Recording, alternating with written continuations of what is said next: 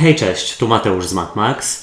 Ja witam Was ciepło i zapraszam na czytanie, które zrobię dla wszystkich znaków i będzie to czytanie pod tytułem Co nowego przyjdzie do nas na wiosnę i w ogóle jak będzie wyglądał ten wiosenny czas. Więc tradycyjnie sprawdzę, jaka będzie ogólna energia, co ma szansę przyjść i odejść do przyszłości, jak Wy się przedstawiacie, dalej rada oraz informacja, czego raczej nie robić i czego unikać. Na moim kanale pojawiły się już czytania na kwiecień, tutaj je gdzieś na górze podlinkuję, ale w opisie pod filmem i w komentarzu z czasówką również je znajdziecie. Pamiętajcie jednak, że te czytania są bardzo ogólne i tutaj nie będzie wszystko z Wami rezonowało, więc bierzcie do siebie tylko i wyłącznie to, co Wam odpowiada, a całą resztą w ogóle się nie przejmujcie, no bo nie ma sensu. Ewentualnie zachęcam Was do sprawdzania czytań dla swoich znaków ascendentalnych również, jeśli chodzi o czytania na miłość, które są również zawarte w tych czytaniach na kwiecień, to też możecie sobie sprawdzać czytania dla znaków swoich partnerów bądź partnerek, czy tam osób, którymi się interesujecie. Przejdźmy do czytania i zaczniemy od baranów i baranic, więc witam Was na czytaniu wiosennym. Sprawdźmy, jaka będzie dla Was ogólna energia na ten czas.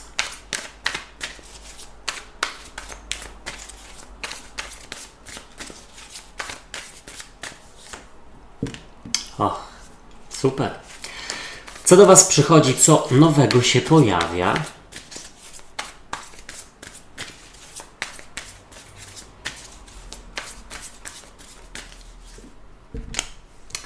No, jeszcze lepiej. Jak na razie, słuchajcie, bardzo dobrze się to rozpoczęło. Taki szampański nastrój, nawet bym powiedział. Co odchodzi do przeszłości?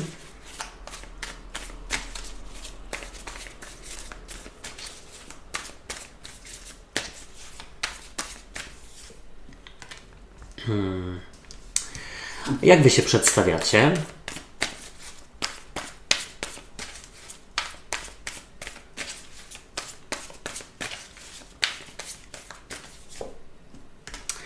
No dobrze, jesteście gdzieś w swojej energii, ale też nie ukrywam, że pojawiło się sporo kielichów, ale patrząc na te karty, to tutaj one bardziej mogłyby sugerować radość po prostu. Ale to zaraz.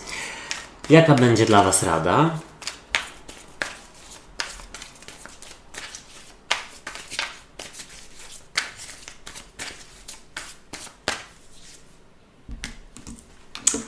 A to ciekawe, dlatego że w Radzie macie trójkę mieczy.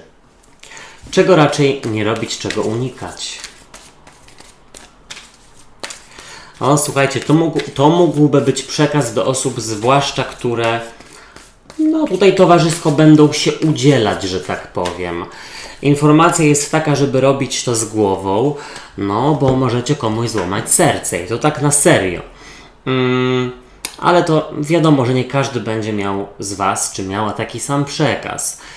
Słuchajcie, z przełożenia jest dla Was karta koła fortuny. Fantastyczna karta, dlatego że ona dosłownie mówi o takim łucie szczęścia. O czymś nieoczekiwanym, co może wydarzyć się na Waszą korzyść. Przy tej karcie jak najbardziej, sugeruję, mówię o tym, że jakiś etap się kończy i zupełnie nowy cykl dla Was się rozpoczyna. Po prostu sinusoida idzie w górę, jak gdzieś tutaj sama nazwa wskazuje, koło fortuny. Fortuna kołem się toczy, raz jest na dole, raz jest na górze, ewidentnie jest gdzieś tutaj góra. Powiedziałbym też, że w ogóle będzie to dla Was bardzo owocny czas, który będzie, właśnie, owocował w wiele takich niespodziewanych wydarzeń. Mam wrażenie, że one będą ku świętowaniu właśnie, ale to powiem zaraz. Zobaczcie, w ogólnej energii jest dla Was karta dziewiątki kielichów, która mówi dosłownie o robieniu sobie przyjemności, robieniu sobie dobrze. Ta karta przedstawia syrenę, która gdzieś tutaj jest na huśtawce i jest taka, zobaczcie, rozbawiona, zadowolona. Dookoła niej wiele pokus w postaci dziewiątki kielichów.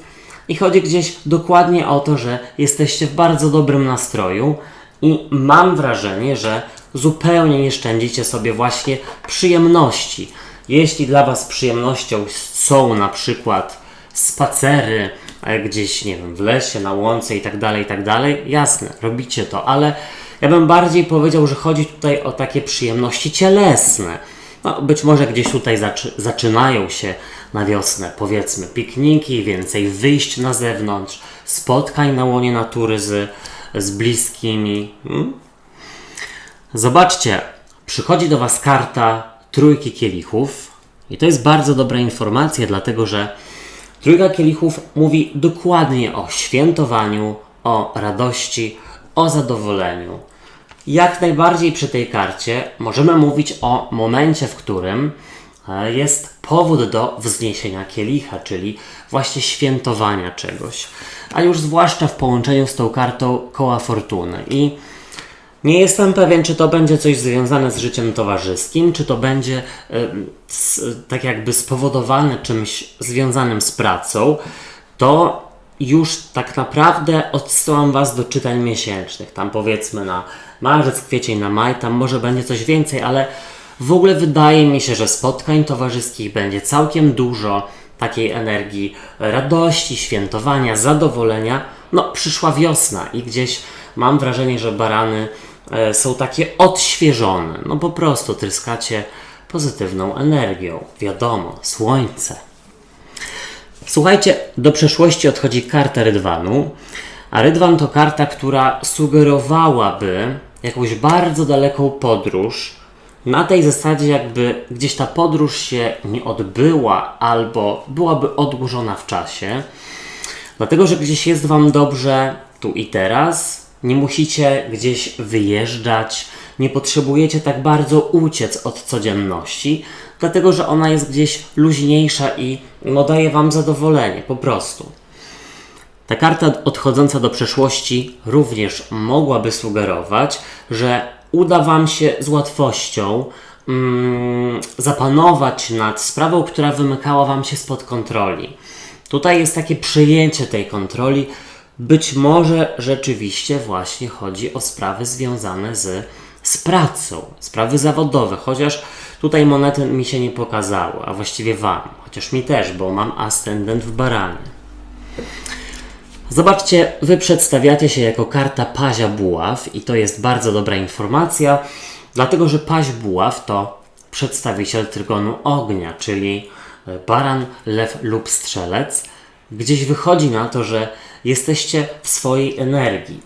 Paź Buław jest właśnie taką młodą duchem przynajmniej, jak nie wiekiem osobą, pełną takiej pogody ducha, takiej iskierki, którą jak się odpowiednio rozdmucha, no to będzie z tego coś więcej. Na tej zasadzie, że macie już gdzieś tutaj na wiosnę przypływ sił, witalność, jakąś motywację i jeśli jeszcze tutaj więcej się postaracie, to już w ogóle wiele rzeczy Wam naprawdę przyjdzie z łatwością. Tylko się nie lenić. Słuchajcie, w Radzie macie kartę trójki kielichów. Przepraszam, co ja gadam? Właśnie, a propos kielichów, momento. Tutaj też jest karta trójki kielichów, ale na zasadzie co do Was przychodzi.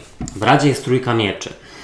I chodzi gdzieś tutaj o to, żeby nie złamać komuś serca, bo mam wrażenie, że wiele z Was będzie miało sporo pokus wiosennych, zwłaszcza single, dookoła których, nie wiem czemu tak się zakołapłućkałem, może pojawić się sporo młodszych być może nawet osób, które będą gdzieś chciały starać się o Wasze względy. Rada jest taka, żeby gdzieś nie bawić się ich kosztem albo gdzieś jasno od początku zaznaczyć, na czym Wam zależy. Trójka mieczy też mówi o tym, żeby odciąć się od jakichś trudów zimy, które niewątpliwie gdzieś tutaj były. Mam wrażenie, że jeśli rozpoczniecie coś nowego, na przykład nową pracę, da Wam to bardzo dużo satysfakcji, radości, motywacji. Czego nie robić, czego unikać. I jest to karta kapłanki. Kapłanka mogłaby coś ukrywać, grać nieczysto, grać nie fair, nie wprost. No to znowu podciągnę to po prostu do przekazu, żeby rzeczywiście nie dawać nadziei komuś, tylko i wyłącznie dlatego, że potrzebujecie jakiejś atencji, uwagi, ale na przykład z góry wiecie, że ta osoba nie jest dla Was. Jedna rzecz. Druga rzecz jest taka, żeby zaufać swojej intuicji a propos jakichś zmian. No, jak nie jesiennych, już chciałem powiedzieć. Jak nie wiosennych, to letnich po prostu. Mam wrażenie, że ktoś z Was stoi przed koniecznością podjęcia decyzji, wprowadzenia jakiejś zmiany. I tutaj może być też tak, że tą wiosnę część z Was będzie chciała sobie przebimbać, nie podejmując decyzji. Rada jest, żeby podjąć decyzję i zaufać intuicji wszystkiego na nie. Teraz byki i byczyce. Witam Was na czytaniu na wiosnę i jaka będzie dla Was ogólna energia?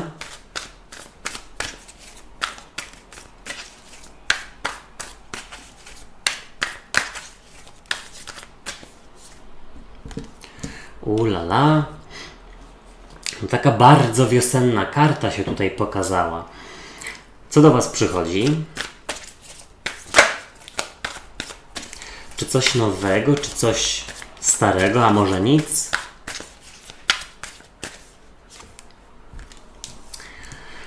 Spokój ducha. Słuchajcie, spokój ducha i umiejętność opanowania chaosu, które niewątpliwie pewnie będzie. Ludzie szaleją na wiosnę zazwyczaj. Tam koty się marcują i tak dalej.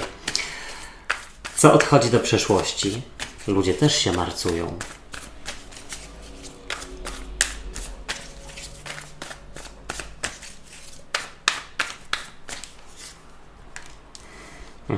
O, to mi się akurat przyda, bo do przeszłości odchodzi jakieś lenistwo i brak motywacji.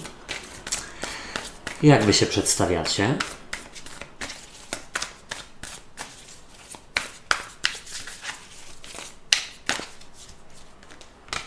No dobrze. Jaka będzie rada?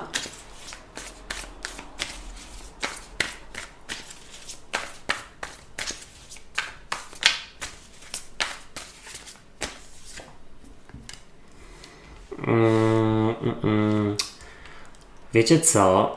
Zwłaszcza do osób, które mają zagwozdki emocjonalne. A propos relacji, w których nie wiadomo na czym stoicie. Rada jest taka, żeby raczej to gdzieś zostawić, bo gdzieś najprawdopodobniej czeka Was coś zupełnie innego i lepszego. Ale to tylko dla osób, które rzeczywiście mają taką trudną, niepewną sytuację. Czego nie robić, czego unikać. No dobrze. Sama karta wypadła. Jak chciała, no to niech tak będzie w takim razie. Fajne czytanie. Naprawdę bardzo radosne i spokojne. Barany też miało podobne, chociaż chciałem powiedzieć, że mniej spokojne. Nie to, że mniej spokojne. Tam było dużo radości, ale też dużo takiej pasji. Tutaj jest przede wszystkim spokój, ale już Wam mówię. Słuchajcie, z przełożenia karta świata. Piękna karta. Karta, która przedstawia roztańczoną kobitkę i taką kolorową, gdzieś tutaj światło jej stóp. I ta karta dosłownie mogłaby sugerować zakończenie jakiegoś etapu, czyli najpewniej leniwej, trudnej, stresującej zimy. No i przyjście nowego, pełnego przygód, radości i takiego dynamicznego w ogóle, wbrew pozorom, bo gdzieś tutaj był spokój. Zobaczcie, karta świata mogłaby jak najbardziej sugerować jakieś wyjazdy, być może nawet zagraniczne, więc jest to dobry czas do tego, żeby rzeczywiście na wiosnę się gdzieś ruszyć. No, mi się przyda ta informacja, bo właśnie się zastanawiam, czy się ruszyć, czy się nie ruszyć. No, ale jak najbardziej mam wrażenie, że taki nowy, odświeżający etap się zaczyna. Tym bardziej byki. Zobaczcie, w ogólnej energii jest dla Was karta Asa Buław i jak możecie zauważyć, ten As Buław płonie i kwitnie oczywiście. I ta karta mówi o nowym początku, nie tylko romansu, nie tylko nowej relacji, takiej romansowej, bo to nie będzie do wszystkich, ale przede wszystkim ta karta sugeruje nowy początek związany z pasją, z wigorem, z chęcią do życia, z taką motywacją. Dosłownie Wam się gdzieś chce. Budzicie się ze snu zimowego i myślę, że to jest fantastyczna informacja. Dla mnie bardzo dobra, bo jak wiecie, jestem bykiem. Mi się przyda obudzenie się ze snu zimowego, taka pobudka. Zobaczcie, przychodzi do Was karta umiarkowania, a karta umiarkowania mogłaby dosłownie sugerować spokój, ukojenie, zapanowanie nad ewentualnymi stresami albo prokrastynacją i taką po prostu niemocą. Zobaczcie, ta piękna leśna wróżka, ona ma taką bardzo spokojną twarz. Ona nie myśli o jutrze, nie myśli o dniu wczorajszym. Jest tu i teraz i umie się odnaleźć w tu i teraz. Jest dosłownie taka spokojna, wie, że nad wszystkim umie zapanować. Przede wszystkim nie chce nad wszystkim zapanować, tylko nad tym, nad czym może. I jest tutaj bardzo duży spokój ducha.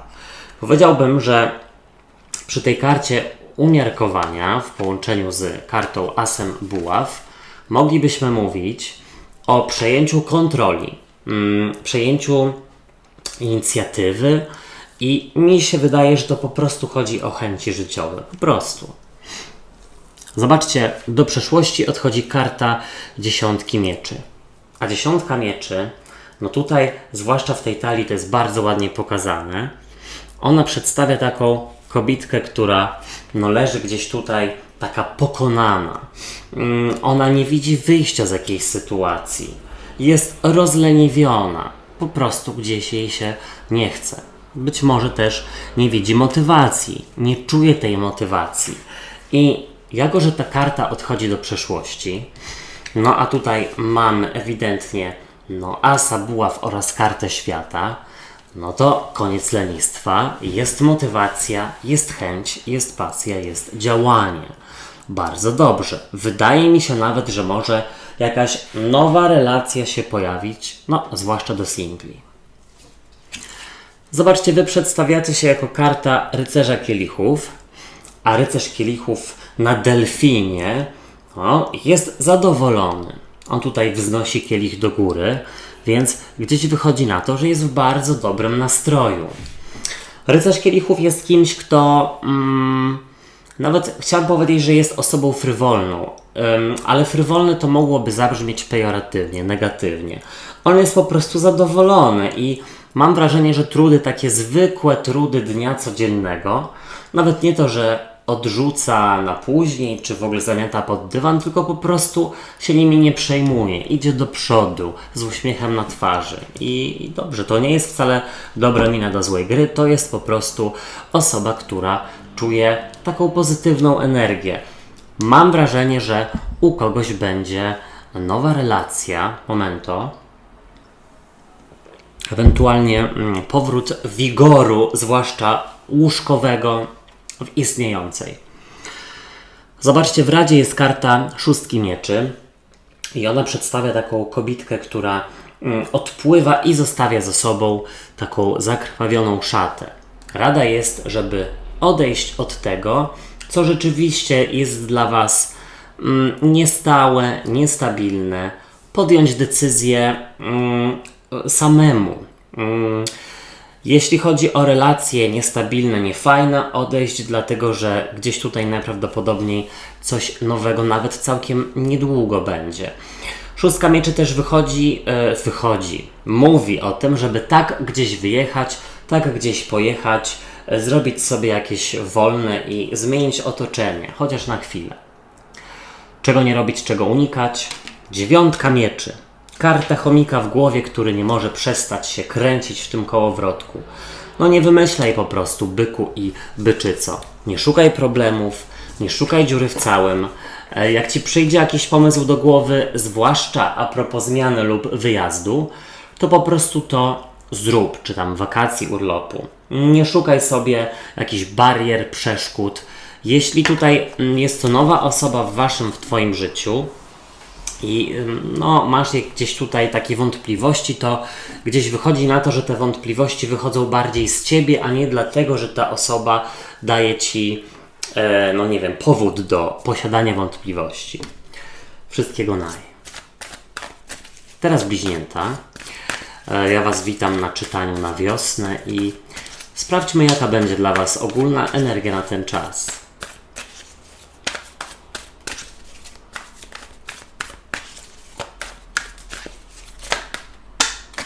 Oho, no dobrze.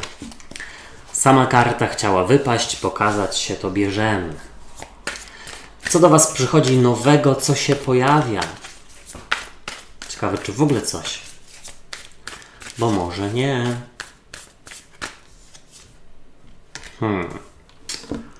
Okej. Co odchodzi do przeszłości?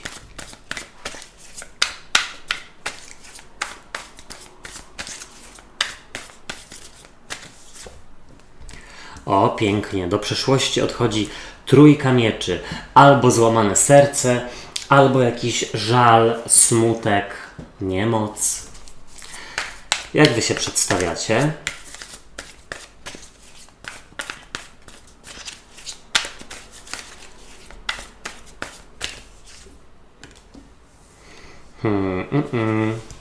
No powiem Wam, że pojawiło się sporo buław. A buławy to trygon ognia. Baran, lew, strzelec.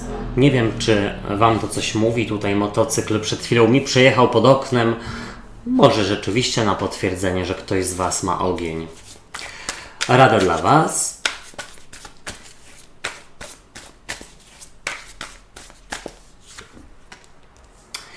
I czego nie robić, czego raczej unikać. Słuchajcie, będzie to bardzo intensywny czas, pełen walki, ale może źle powiedziałem walki, bo walka to tak też brzmi negatywnie, jakby tutaj trzeba było się bronić. Nie. Ja Wam powiem więcej, zobaczcie. Tu jest cesarzowa i cesarz. Dwie bardzo silne karty, jedne z najsilniejszych osobowości w kartach, w tarocie. Gdzieś wychodzi, że jest tutaj mnóstwo przejmowania kontroli nad sprawami, nad swoim życiem. Znowu dużo motywacji. Świetny czas, żeby starać się o powiększenie rodziny, jeśli macie na to ochotę. Zobaczcie, z przełożenia jest dla Was karta cesarzowej, a cesarzowa to energia obfitości. To energia poczucia, że rzeczywiście Wasze sprawy idą tak jak trzeba, tak jak Wam się umyśliło, tak jak było zaplanowane. Karta cesarzowej ewidentnie pokazuje kobietę, która jest bardzo silna, pewna siebie, radosna. Osoba, która umie o siebie zadbać i przypilnować jakichś swoich terminów wyznaczonych przez samą siebie czy samego do facetów. Osoba, która ewidentnie rozwija się i ma na tyle motywacji i silnej woli, żeby rzeczywiście podążać tą ścieżką, którą sobie ostatnio wyznaczyła. Czy to jeśli chodzi o rozwój osobisty, czy tam o edukację, czy o fitness i tak dalej. Super. Jest to energia, która mogłaby mówić o matce, więc jak najbardziej tutaj zielone światło dla starania się. Zobaczcie, w ogólnej energii macie kartę cesarza. No i cesarz oczywiście jest partnerem cesarzowej, czy tam, w zależności od tego, jak Wy sobie tam chcecie to... Boże, co ja gadam? W zależności od tego, jaka jest Wasza sytuacja. Cesarz, cesarzowa, dwie cesarzowe, dwóch cesarzy i tak dalej. Ale o co mi chodziło, że cesarz jest też bardzo silny, bardzo pewny siebie, bardzo kontrolujący. Osoba, która ma wszystko pod linijkę, która ma mnóstwo motywacji, która lubi rządzić i w ogóle gdzieś staje na wysokości wszystkich wymyślonych sobie zadań. I to też jest Wasza energia. No ja bym powiedział, że bardzo silnie, bardzo dużo ognia i takiego przeciskania się łokciami po prostu. Jeśli coś sobie umyślicie, nawet jeśli to ma być zmiana pracy, taka związana z przebranżowieniem się, to też mam wrażenie, że widzicie tylko i wyłącznie ten cel, na nim się skupiacie i naprawdę Wam to wychodzi z taką dużą motywacją, z pasją. Tym bardziej, że zobaczcie, przychodzi do Was karta piątki buław, a karta piątki buław to karta konfliktu albo rywalizacji. I teraz tak, szczerze mówiąc, nie widzę tutaj żadnego konfliktu w kartach, chyba że pomiędzy dwoma bardzo silnymi, być może nawet egoistycznymi osobami. Tutaj rzeczywiście mam wrażenie, że macie bardzo dużo tego właśnie wigoru i chęci, siły do walki. Raczej gdzieś tutaj karty sugerują sukces, ale piątka buław to w ogóle informacja, że jest tutaj bardzo dużo motywacji i macie duże powodzenie wy. W rozmowach kwalifikacyjnych, w staraniu się o dostanie się na studia, w ogóle w jakiejś walce, tam gdzie trzeba pokazać swoje umiejętności lub się czegoś doprosić. Zobaczcie, tutaj do przeszłości odchodzi karta trójki mieczy, a trójka mieczy to jest złamane serce, więc jak najbardziej ktoś z Was ma szansę, żeby wykaraskać się z takiej energii. Ta karta to też jest w ogóle jakiś smutek, jest to żal, jest to niemoc. Może to być taka, słuchajcie, lekka, lekuchna zimowa deprecha, albo w ogóle taki dołek zimowy. I powiedziałbym, że no, ta karta odchodzi do przeszłości. Fantastycznie. No i tak jak mówiłem, na miejsce tego przychodzi dużo wigoru, dużo powera, karta obfitości w postaci cesarzowej. Super. Zobaczcie, wy przedstawiacie się jako karta siódemki buław, a siódemka buław przedstawia no, taką wojowniczkę, która trzyma się buławy i nawet nie to, że jest gotowa do walki, tylko po prostu jest gdzieś bardzo zdeterminowana, pewna siebie, ma jakiś cel i właśnie nim podąża. I wie, dlatego że ta siódemka buław to jest karta również związana z taką spojrzeniem w przyszłość i z takimi długofalowymi owocami, efektami. No i gdzieś ona mówi o tym, że bliźnięta, wy wiecie, że to, za co zabieracie się teraz, czy tam za fitness, za edukację, za, no nie wiem, gdzieś tam remont w mieszkaniu, to gdzieś Wam przyniesie długofalowe efekty. Coś, co ewidentnie Was zmotywuje na długi czas. No i dobrze. Zobaczcie, w Radzie macie makową panienkę, czyli kartę księżyca. Bardzo ją lubię. Jest piękna. Jest to karta, słuchajcie, która mogłaby mówić o intuicji. Zaufać swojej intuicji i rzeczywiście walczyć tam, gdzie czujecie, że coś Wam się należy. Tam, gdzie no rzeczywiście Was prowadzi ta intuicja. Czyli tak, wymyślacie sobie na przykład kurs kajakarski, naukę hiszpańskiego i na przykład, albo inaczej, nie ten kajakarski, co ja gadam, kurs na prawo jazdy, naukę hiszpańskiego i do tego jeszcze jakiś, no nie wiem, bieganie na przykład. I wiecie o tym, no tak sobie wymyślacie, ta intuicja Wam podpowiada. I podążać za tym, bo gdzieś, nie wiem, prawo jazdy oraz nowy język może Wam się przydadzą w pracy, bieganie gdzieś Wam poprawi sprawność i samopoczucie, może nawet sen. Czego nie robić, czego unikać? Zobaczcie, jest to karta śmierci. A karta śmierci pokazuje Skorpiona. Ja bym powiedział tak. Nie przepuścić jakiemuś Skorpionowi. Jeśli ma być jakaś kłótnia, jeśli ma być wyjaśnione coś bardzo dosadnie i szczerze, robić to. Ewidentnie, absolutnie. Może Skorpion, może Rak, może Ryby, ale czego nie robić w ogóle?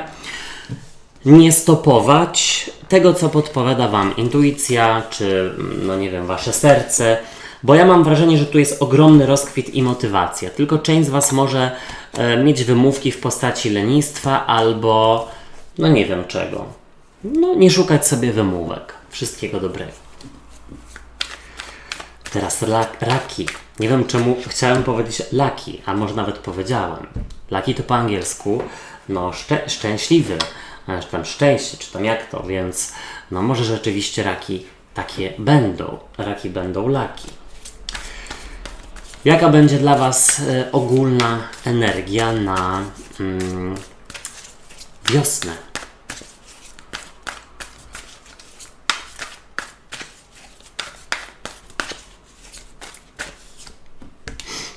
Oho, nowa praca, może nowy remont, znaczy nowy remont, w ogóle jakiś remont. Co do Was przychodzi, co się pojawia?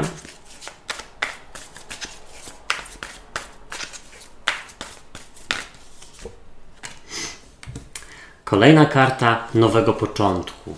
Super. Co odchodzi do przeszłości?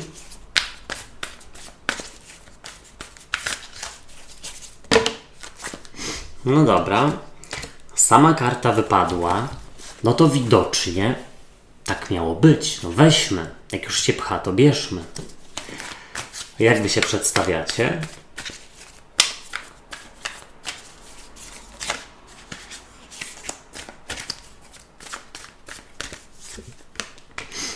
Słuchajcie, raki, macie aż 3 karty związane z nowym początkiem, z nowym etapem. Jaka będzie dla was rada?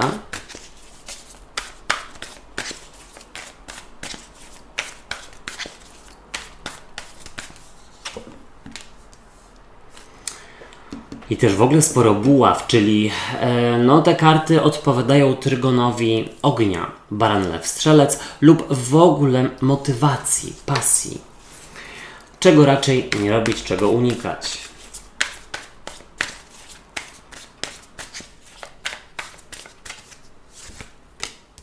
Oho, nieźle, naprawdę nieźle i przejdźmy od razu do czytania. Słuchajcie, z przełożenia jest dla was 9 kielichów. Radosna i zadowolona syrena, która ewidentnie ma taki, no chill po prostu, dlatego, że coś udało jej się uzyskać, zmienić, gdzieś wyjechać i po prostu teraz może się tym cieszyć i gdzieś odpocząć, dosłownie. 9 kielichów to też jest karta związana z robieniem sobie dobrze, z robieniem sobie przyjemności. I mam wrażenie, że gdzieś na to, na wiosnę jesteście nastawione. Czy tam sobie dużo ciętych kwiatów przynosicie do domu, czy pieczecie cały czas jakieś fajne placki, czy robicie nalewki, czy no nie wiem, może ktoś sobie maluje sypialnię, czy tam salon dla przyjemności. Słuchajcie, tutaj mam wrażenie, że dużo przyjemności i radości w związku z tym was na wiosnę czeka. W ogóle jak na razie same dobre wiadomości, ale się cieszę. No, nie tylko u was, w poprzednich znakach też.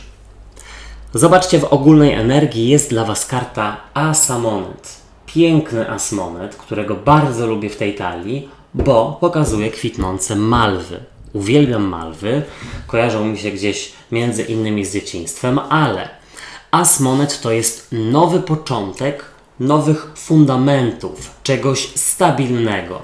I As-Monet sugerowałby nową pracę, awans, podwyżkę, powrót na studia, robienie kursu czy remont. Tak bym powiedział. Wszystko, co związane z pieniędzmi, z edukacją, mam wrażenie, że się będzie działo na przestrzeni tego wiosennego czasu. Tak jak mówiłem wcześniej, dobry czas na zrobienie sobie przyjemności w postaci zadbania o to, jak wygląda wasze otoczenie. Zobaczcie, przychodzi do was karta Głupca. Fantastycznie, bo karta Głupca to karta zerowa w wielkich arkanach, więc ona gdzieś sugeruje dosłownie rozpoczęcie od zera. Rozpoczęcie gdzieś nowego etapu, pełnego przygód, pełnego jakości, no i takiego, słuchajcie, zadowolenia. Na tej zasadzie, że kurczę, co tam mnie czeka w tej nowej przygodzie? Być może w nowej pracy lub jeśli chodzi o jakiś kurs doszkalający. Zobaczcie, ten głupiec jest raczej radosny, raczej zadowolony. Czujecie, że gdzieś już teraz będzie super, zimy nie ma, koniec marazmu. Zobaczcie, do przeszłości odchodzi karta 5 buław, a 5 buław to mogłaby być karta konfliktu bądź rywalizacji. Albo w ogóle, słuchajcie, bicia się z myślami a propos jakiejś zmiany, na przykład zawodowej, edukacyjnej lub związanej z remontem lub przeprowadzką. Ta karta odchodzi do przeszłości, więc co? Wychodzi gdzieś na to, że zakończy się jakiś konflikt, że jakaś rozmowa kwalifikacyjna bądź moment, w którym trzeba będzie się bardzo nastarać, żeby udowodnić swoje umiejętności, pójdzie wam po prostu łatwo. 5 buław odchodząca do przeszłości też sugeruje, że jakiś konflikt wewnętrzny się kończy i tutaj podejmujecie decyzję ku nowemu najprawdopodobniej. No zobaczcie, wy przedstawiacie się jako karta trójki buław, a trójka buław to jest kolejna karta związana z nowym etapem. No to jest niesamowite. Zobaczcie. Karta asa monet, głupca oraz trójki buław. Jest to karta bramy. Karta wyruszania w nową podróż, w nową drogę. To jest na takiej zasadzie, że no już macie bilet lotniczy, już jesteście spakowani, spakowane i już jedziecie na lotnisko, po prostu.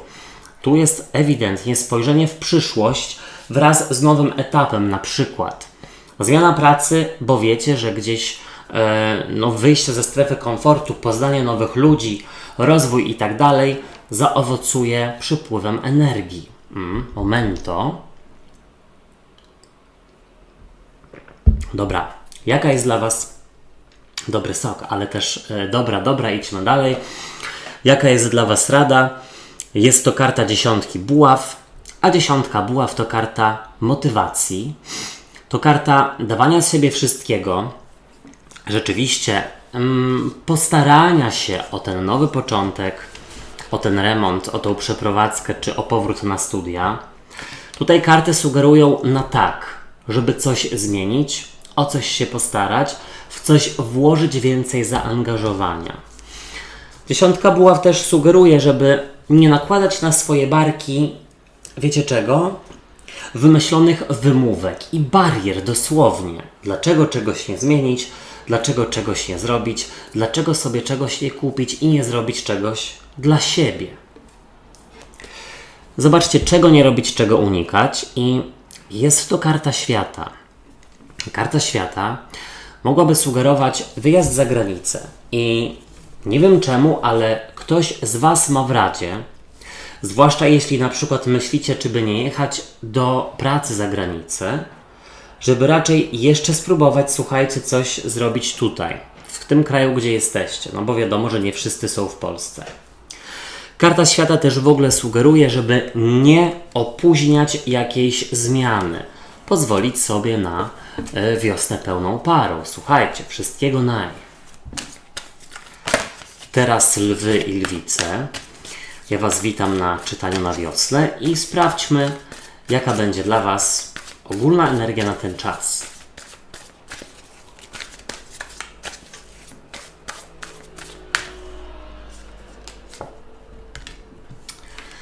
Okej.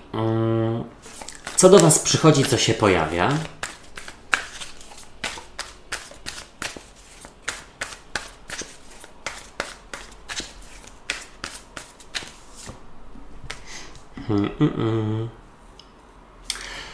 A lwy i lwice, co odchodzi do przeszłości?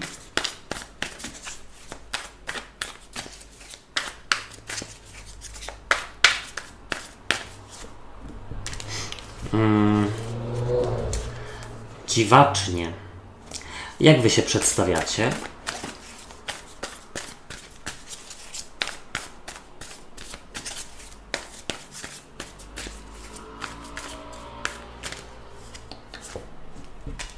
Słuchajcie, widzę tutaj cierpliwość i oczekiwanie. Może ktoś jest przy nadziei. Jak nie Wy, to może ktoś, to może Wasza druga połówka albo ktoś w rodzinie, ale no nie upieram się przy tym. Jaka będzie dla Was rada?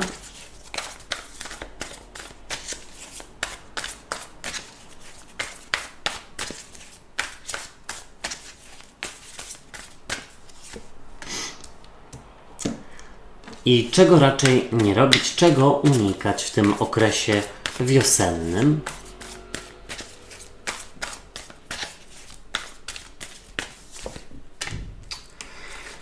No dobrze, słuchajcie, dziwna sprawa. Pojawił się rycerz buław oraz rycerz mieczy. No jeden na jakimś tutaj sokole czy tam orle, a drugi na nosorożcu. Ale macie też, słuchajcie, króla buław i to jest całkiem niezła informacja, bo król buław przedstawia Wasz znak właśnie. Ale przejdźmy sobie do czytania.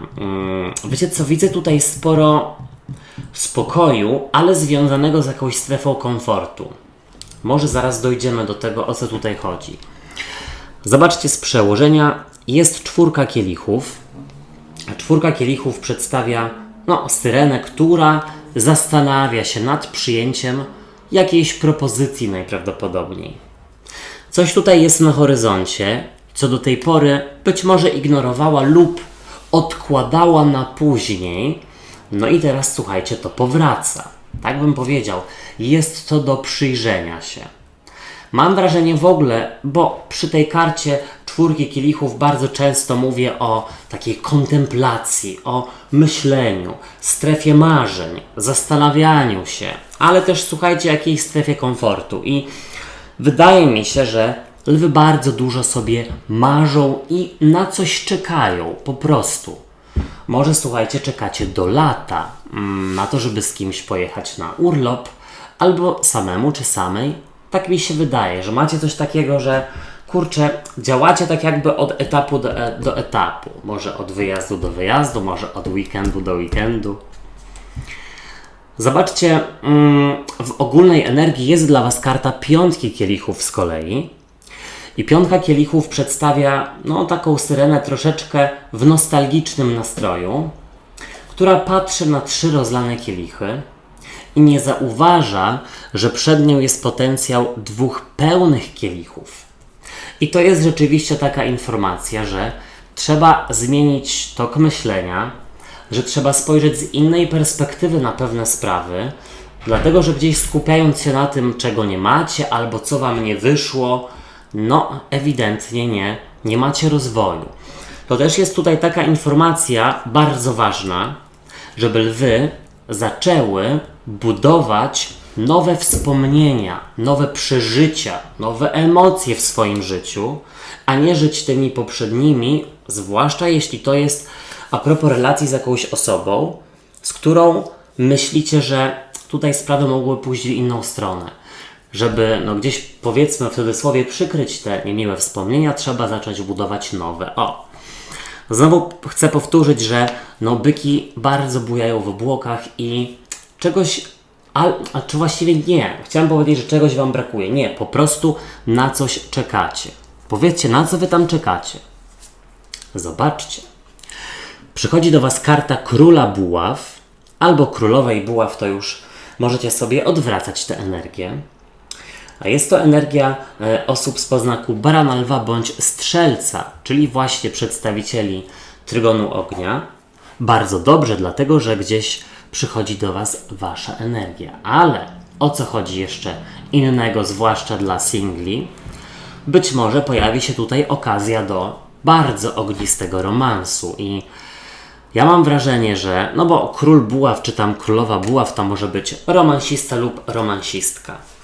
I to jest na takiej zasadzie, że Wy sparzeni lub sparzone doświadczeniami z przeszłości naprawdę musicie tutaj odczekać, zobaczyć, czy ta w ogóle osoba będzie się starała, żeby gdzieś się zaangażować w ogóle. I to jest dosyć mądre, bo gdzieś tutaj w gorącej wodzie kąpane nie jesteście. W każdym razie Król Buław sugeruje, że gdzieś tutaj macie bardzo dużo mocy, którą wypadałoby spożytkować.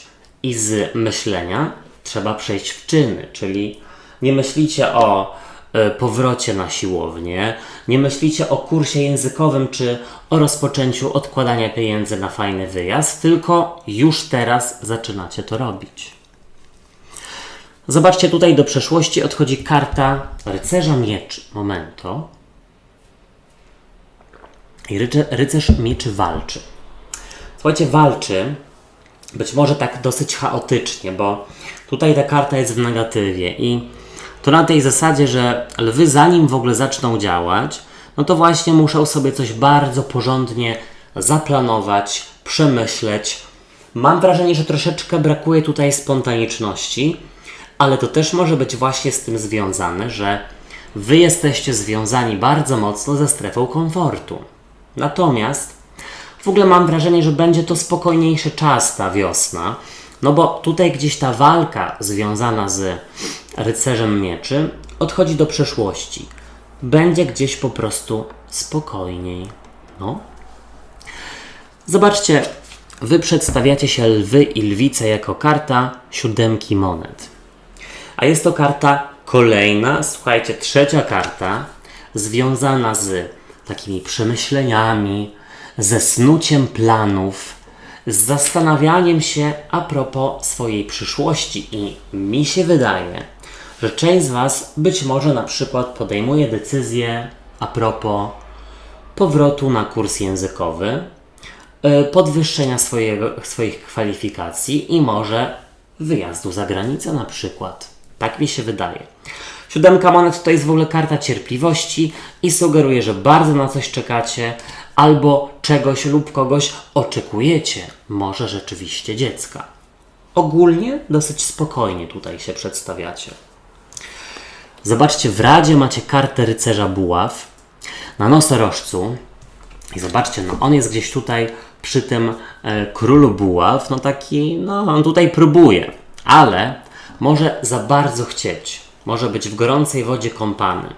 Może być troszeczkę nawet desperacki lub desperacka. I teraz tak, wy tak nie postępujcie, ale też nie pozwalajcie osobom, zwłaszcza nowo poznanym w waszym życiu, tak się zachowywać. Desperacja i przyspieszanie spraw, zwłaszcza jeśli chodzi o romanse i sprawy romantyczne, nie wróży dobrze. Inna rada, lwy i lwice. Czyny, a nie słowa. Brać się rzeczywiście za to, co się w waszej głowie tam gdzieś pojawia. Czego nie robić, czego unikać i zobaczcie, jest to karta księżyca. Makowa panienka, którą bardzo lubię, jest przepiękna.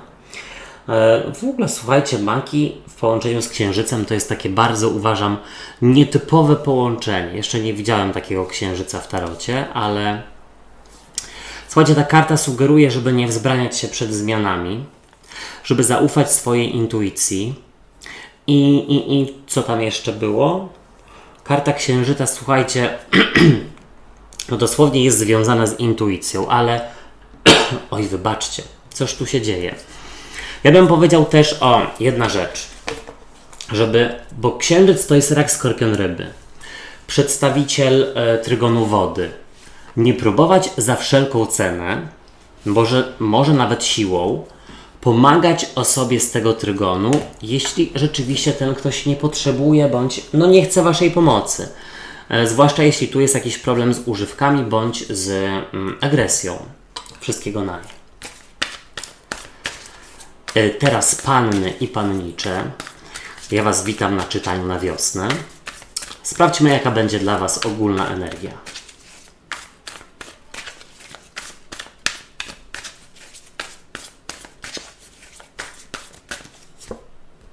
Oho, słuchajcie, aż muszę złapać łyka, bo jesteście chyba pierwszym znakiem, któremu się trafił ten as w tym czytaniu. Wybaczcie. Coś mnie kizia w gardle. Co do was przychodzi nowego, co się pojawia? O, motocykl tutaj słyszałem. Jadą po was.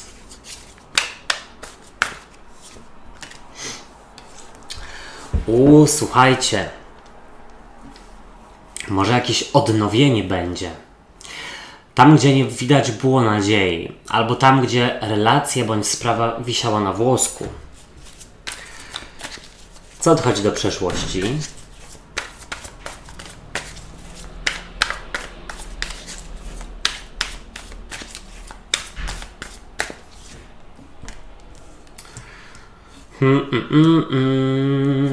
Jak wy się przedstawiacie?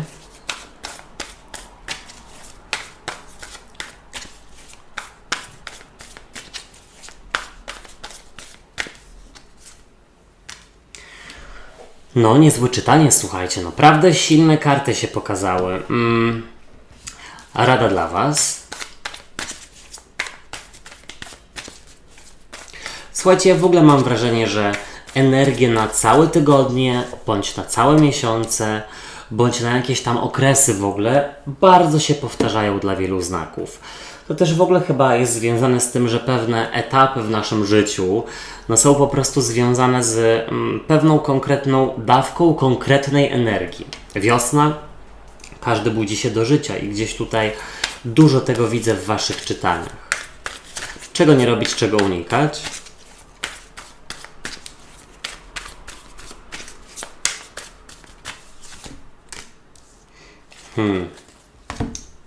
No dobrze, słuchajcie. Nie wiem, czy do kogoś z Was nie powróci sytuacja z przeszłości, ale jest to coś pozytywnego. Mam wrażenie, że jeśli jest gdzieś relacja, która albo się rozpada, albo nie wiadomo w którą stronę idzie, mam gdzieś wrażenie, że się odbudowuje. Zobaczcie, z przełożenia macie kartę koła fortuny. Fantastycznie, bo koło fortuny, jak sama nazwa wskazuje, sugeruje, że fortuna kołem się toczy. Raz na dole, raz w górze. I gdzieś tutaj wychodzi na to, że wasza sinusoida idzie do góry. Fantastycznie, bo koło fortuny sugeruje o takim nieoczekiwanym wydarzeniu na waszą korzyść. Bardzo dużym łucie szczęścia. Gracie w gry losowe, chociaż nie widzę tutaj monet. Właściwie żadna karta monet się nie pojawiła. Karta koła fortuny mówi dosłownie o rozpoczęciu nowego, pełnego przygód etapu. Koniec jakiegoś zimowego marazmu. Zobaczcie, słuchajcie, panny i pannicze, ale jajka. W ogólnej energii macie kartę asa kielichów. Fantastycznie, bo as kielichów, a już zwłaszcza w połączeniu z kartą koła fortuny, mógłby jak najbardziej sugerować, że ktoś z Was ma szansę single poznać nową miłość.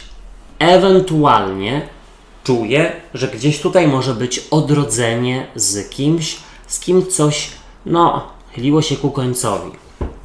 Tak bym też powiedział, że as kielichów w ogóle sugeruje jakąś radość, pełnię emocjonalną.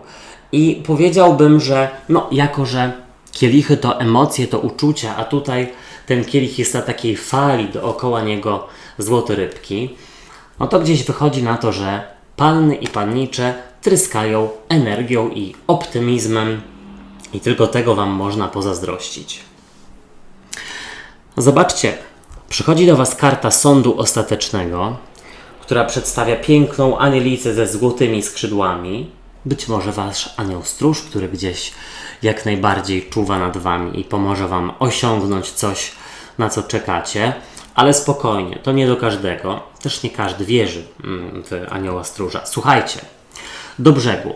Karta sądu ostatecznego mówi dosłownie o tym, że jakieś sprawy sądowe rozwikłają się, rozstrzygną na Waszą korzyść, zwłaszcza w połączeniu z kartą z tego koła fortuny.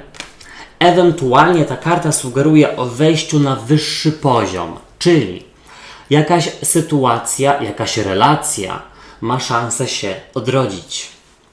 Być może w jakiejś relacji będzie powiedzenie sobie tak, może będą zaręczyny, wspólne założenie konta, wspólne zamieszkanie. Na tej zasadzie. Coś na wyższym poziomie. O krok dalej. Niewątpliwie karta sądu ostatecznego to karta zmartwychwstania bądź rezurekcji, więc gdzieś tutaj panny i pannicze się po prostu odradzają. I to macie, słuchajcie, również pokazane w asie kielichów i w karcie koła fortuny. Wybaczcie. Co odchodzi do przeszłości? Do przeszłości odchodzi karta rycerza kielichów. A rycerz kielichów na delfinie może być osobą, która jest w Waszym życiu, może rak, skorpion, ryby, czyli przedstawiciel trygonu wody. Osoba, która nie do końca chce się określić. Osoba, która odeszła, bądź osoba, której nie wiadomo dokładnie o co chodzi. Ta karta rycerza kielichów odchodząca do przeszłości jak najbardziej by też mogła sugerować, że ta radość i to rozemocjonowanie, które tutaj było w postaci asa kielichów, nie ma nic związanego, nie ma nic wspólnego z jakąś głupotą. Tutaj widzę bardzo duże takie ukierunkowanie. Wy wiecie, co macie robić i jak najbardziej za tym podążacie. Tym bardziej, że zobaczcie, wy przedstawiacie się jako karta siły, jako karta mocy. I słuchajcie, to jest w ogóle karta przedstawiająca lwa i taką kobietkę, która zawsze mi przypominała Małgorzatę z Mistrza i Małgorzaty. Nie wiem czemu, tak sobie ją zawsze trochę wyobrażałem. Jedna z moich ulubionych książek. I teraz słuchajcie, no karta ta sugeruje honor, siłę, odwagę, szacunek. I wydaje mi się, że zwłaszcza w starciu na przykład sądowym z drugą osobą, z drugimi osobami, z jakąś instytucją, no tutaj odzyskacie rzeczywiście szacunek, honor, tutaj odwaga, tutaj ewidentnie będzie gdzieś waszym drugim imieniem. No, niewątpliwie karta siły mówi o tym, że macie dużo siły i dużo celowości, takie nakierowanie dosłownie na cel, który chcecie osiągnąć. Czy to chodzi o fitnessy, czy o naukę itd., itd. Zobaczcie, w Radzie jest karta wieży. Karta wieży mogłaby sugerować, żeby zaufać jakiejś propozycji, która do Was przyjdzie. Propozycja bardzo niespodziewana, nieoczekiwana. Propozycja być może związana z odmianą Waszego życia, bo zobaczcie, wieża i koło fortuny. Pozwolić sobie na to, spróbować, dać sobie nowy etap, rozpocząć po prostu. Karta wieży sugeruje, żeby nie brać jeńców, jeśli chodzi o osoby, które chciałyby Was tutaj jakoś podkopać, na przykład sądowo. Tak bym zasugerował. Nie dać się dosłownie. Jeśli chodzi o te ćwiczenia, jeśli chodzi o fitnessy i tak dalej, to uważajcie na to, żeby Wasza motywacja nie przeważała nad możliwościami. Czyli tak krok po kroku, nie to, że nagle po nieobecności rocznej na basenie robicie tutaj, nie wiem, kilometr. Zobaczcie, czego nie robić, czego unikać. Karta Słońca i piękna karta Słońca przedstawiająca dziecko na polu słoneczników mogłaby sugerować kogoś lekceważącego, kogoś, kto chce Wam zamydlić oczy, kogoś, kto robi takie, jak to się mówi, oczy spaniela, maślane oczy i myśli, że tutaj nie zorientujecie się, że chce gdzieś Was przekabacić albo coś uzyskać Waszym kosztem. Nie dać się, znowu to powiem, zwłaszcza jeśli to są byli lub byłe, nawet współpracownicy, nawet pracodawcy. Karta Słońca sugeruje, żeby dużo czasu spędzać na świeżym powietrzu, wśród natury i nie skupiać się tylko i wyłącznie rzeczywiście na pracy, czy na kształceniu się, czy zdobywaniu, wyższego poziomu, na przykład w szkole, w nauce, w czymkolwiek. Też pamiętajcie o relaksie na świeżym powietrzu. Wszystkiego naj. Teraz wagi. Ja Was witam na czytaniu i sprawdźmy, jaka będzie dla Was ogólna energia na wiosnę.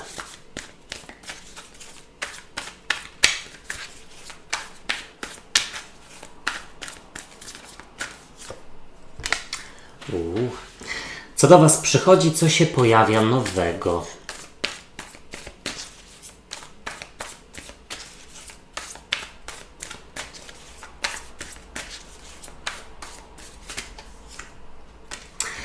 Wagi, słuchajcie, ja mam wrażenie, że tutaj może chodzić o walkę a propos odbudowania pewnej relacji, albo w ogóle, słuchajcie, pojawia się jakaś zupełnie nowa, która gdzieś,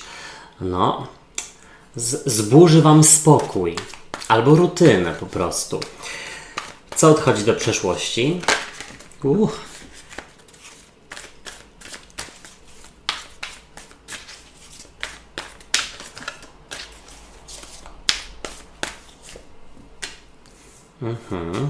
Jak Wy się przedstawiacie?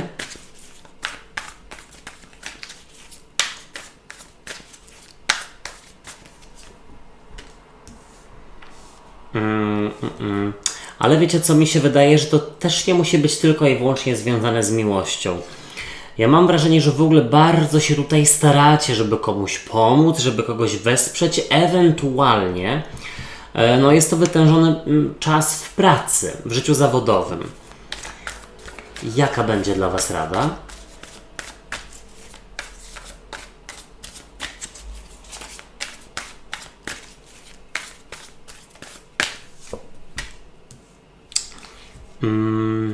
No dobrze. Czego raczej nie robić, czego unikać?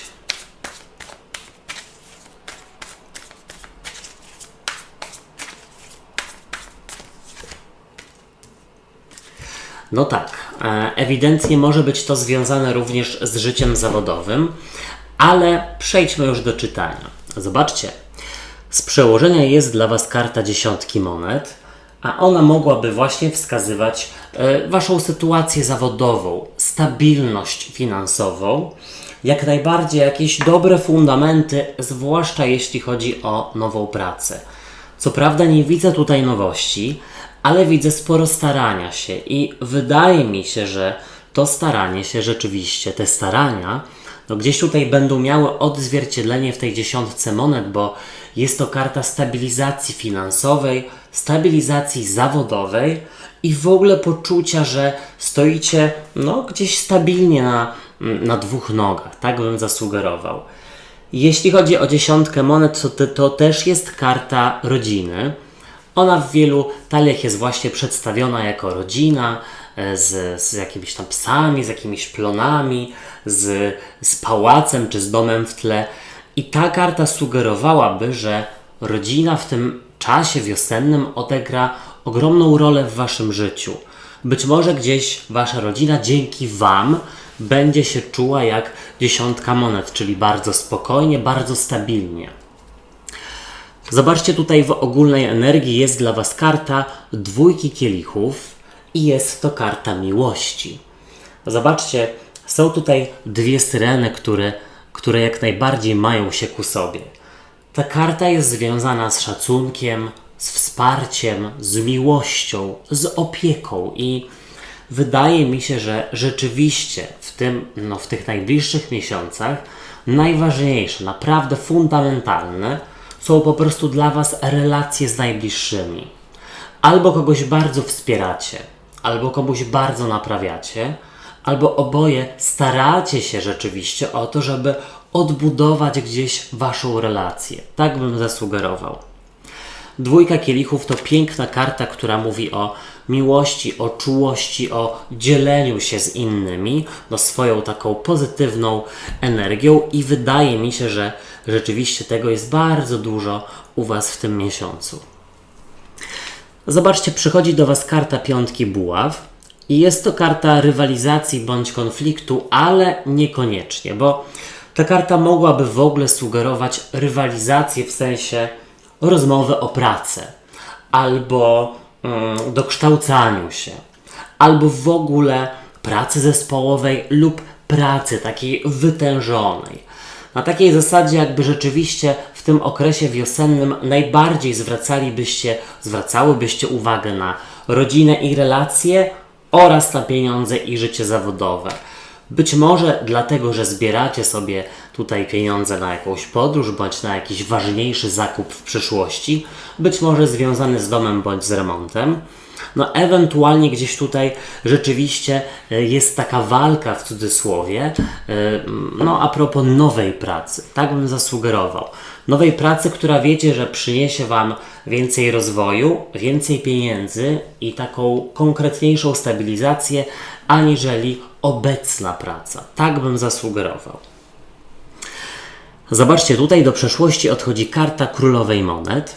Czy tam króla monet, to już możecie odwracać sobie te energie. I powiedziałbym tak, w tym ferworze w pracy, wsparcia i pomocy innym, nie zapominajcie gdzieś o sobie, bo zobaczcie, ta królowa monet jest zdrową egoistką.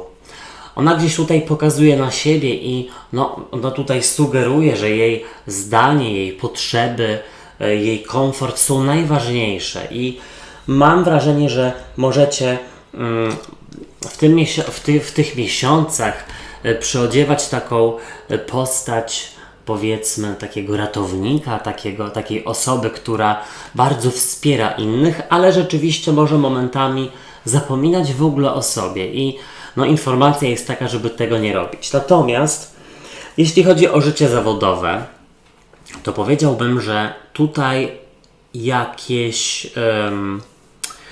rywalizacja, jakieś starania się jak najbardziej w tym miesiącu będą na korzyść, bo 10 monet o tym by wskazywała, o tej obfitości.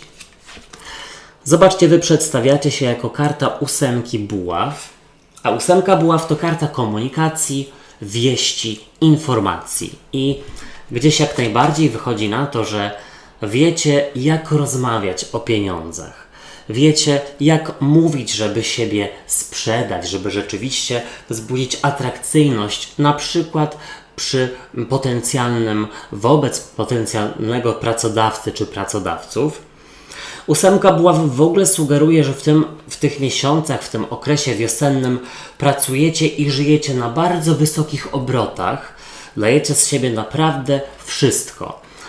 Wiecie, to już jest tak naprawdę powód do zadowolenia, że w ogóle macie taką siłę i energię, bo nie wszyscy ją mają. 8 buław sugeruje, że wiosna będzie bardzo szybka, ale mam wrażenie, że w lecie będzie już można odpocząć, bądź rzeczywiście wydać pieniądze, zainwestować pieniądze, które odkładacie teraz. Zobaczcie, w Radzie jest karta Pazia Buław dla Was.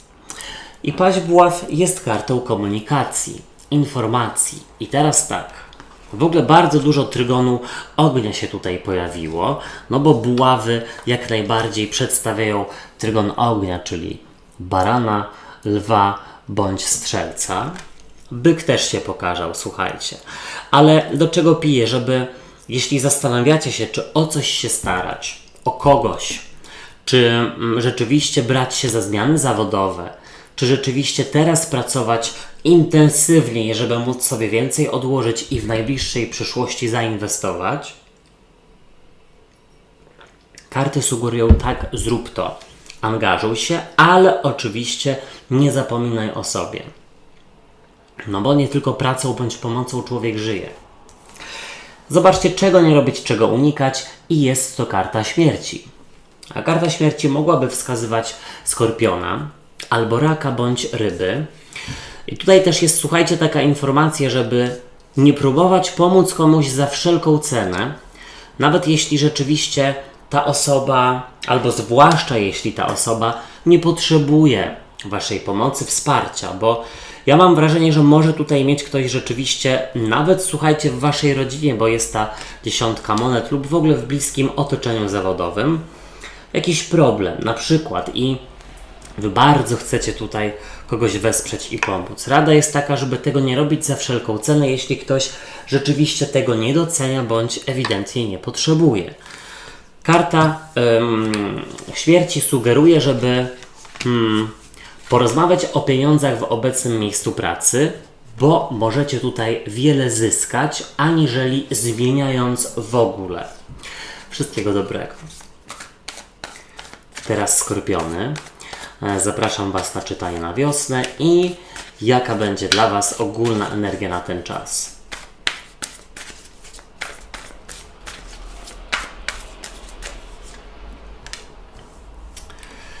Skorpiony, co do Was przychodzi? Albo kto?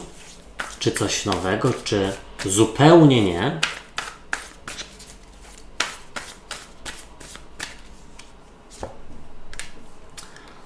Nie no, jest jakaś równowaga. Jest. Co odchodzi do przeszłości?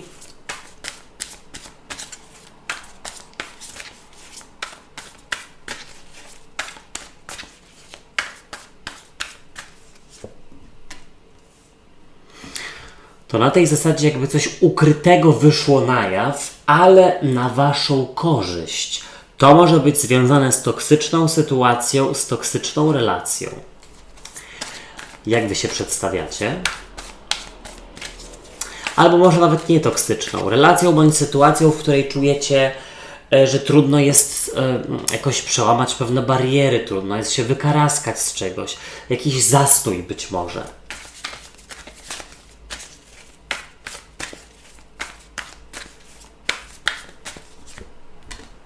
No pięknie. Pokazujecie się jako karta świata, czyli no, zerwanie jakichś więzi.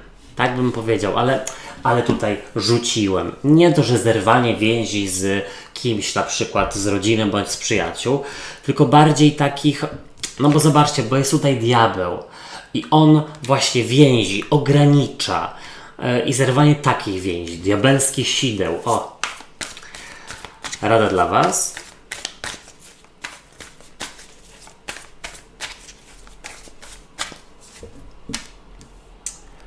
Przemyśleć coś spokojnie i zadecydować samej, bez słuchania podszeptów innych, bo Wy wiecie doskonale, co Wy macie robić i to też się tutaj pokazało w karcie intuicji. Czego nie robić, czego unikać.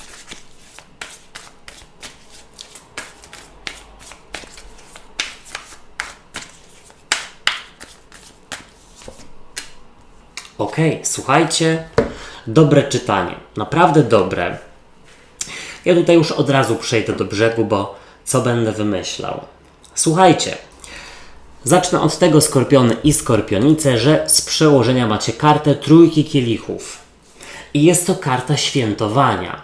Jest to karta radości i powodu do wzniesienia kielicha. Dosłownie, zwłaszcza z osobami Wam przychylnymi, zwłaszcza z Waszymi bliskimi. Po prostu gdzieś najprawdopodobniej coś się odmieni, albo coś uzyskacie, być może coś, na co ciężko pracowałyście i będzie powód, żeby rzeczywiście świętować, no dosłownie. Ta karta przedstawia 3 syreny, które gdzieś tutaj są zadowolone, wyluzowane i trzymają kielichy w dłoniach. Bardzo dobrze. W ogóle mam wrażenie, że to będzie bardzo radosny czas, ta wiosna. I teraz tak. W ogólnej energii macie kartę diabła. I diabeł to taka rogata dusza. To może być, słuchajcie, koziorożec, to może być baran, to może być coś rogatego. Ale raczej bym powiedział, że to mogłaby być też karta związana z wszystkimi przyjemnościami i wszystkim, co Was kusi, dosłownie.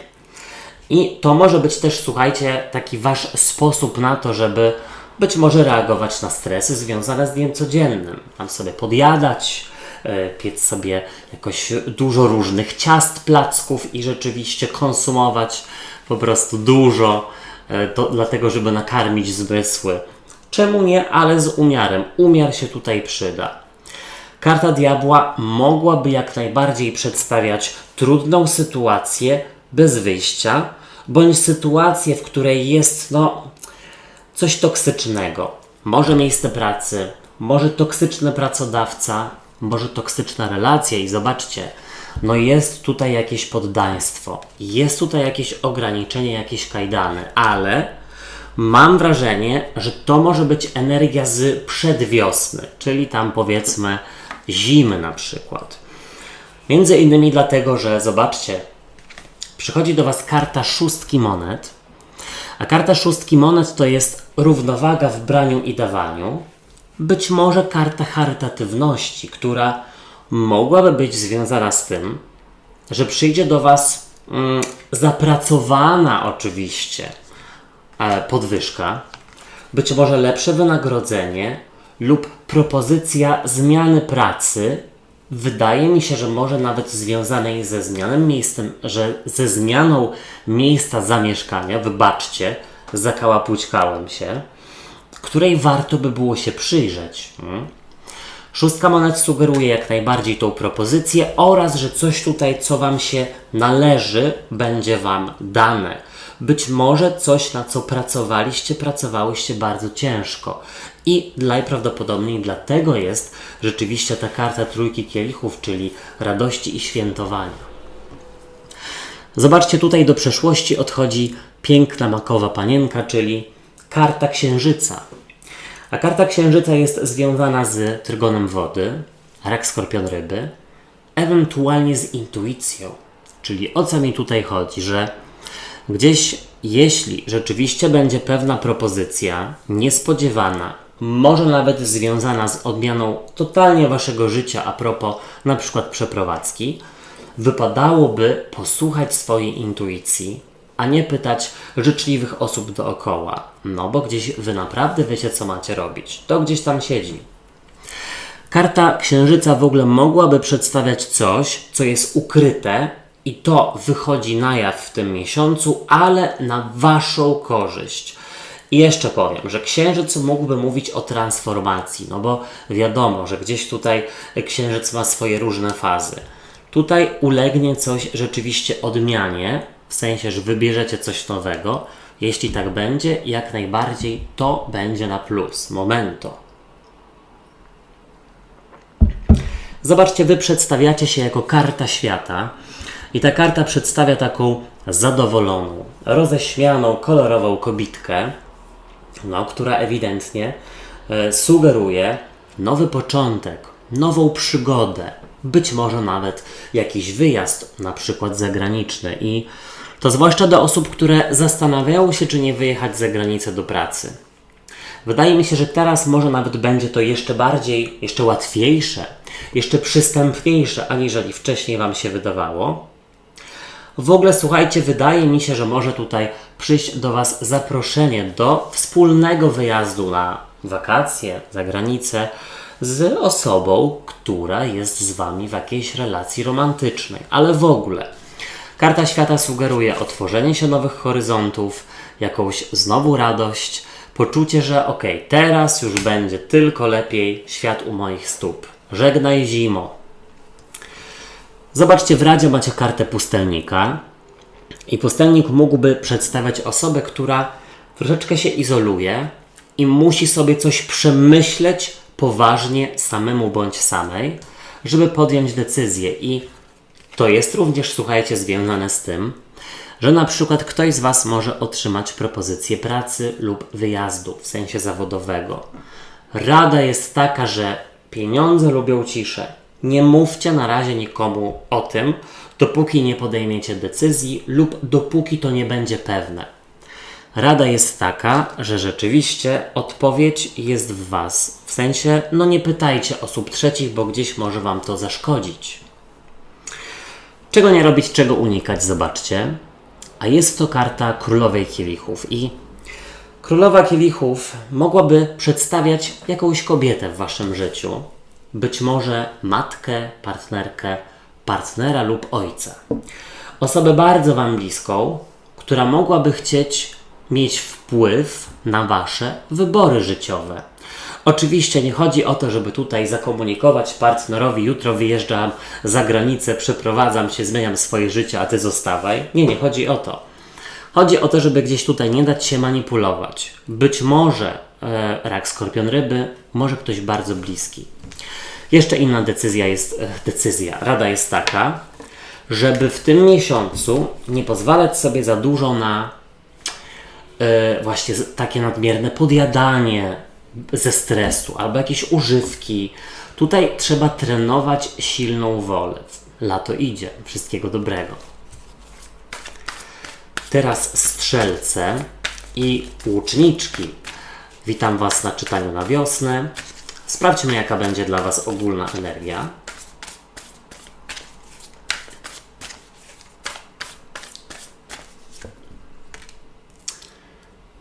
Emocjonalnie. A kto wie, może nawet też emocjonująco. Co do Was przychodzi, co się pojawia?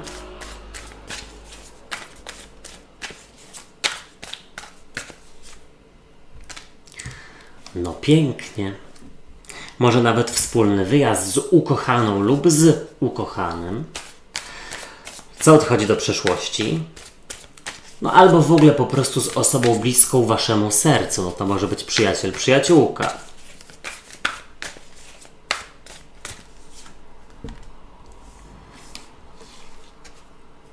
Jak Wy się przedstawiacie?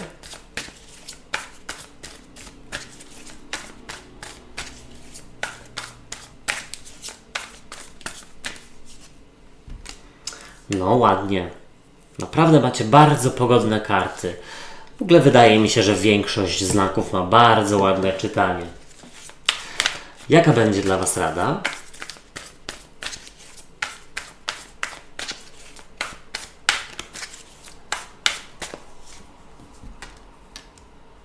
Karta Słońca.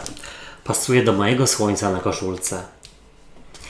I czego raczej nie robić, czego unikać?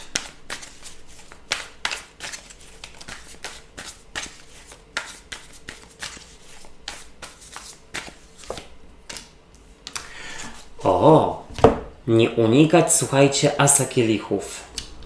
To tak jakby pojawiła się nowa osoba w waszym życiu i może chcecie ją odrzucić, albo w ogóle myślicie, że to nie jest dla was dobry czas i tak dalej, ale dobra, do brzegu.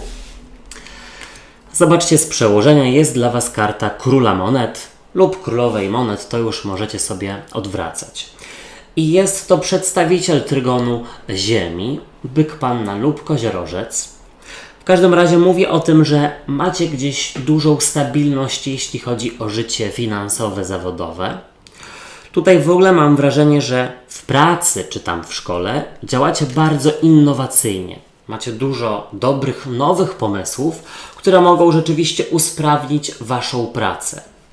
Powiem więcej.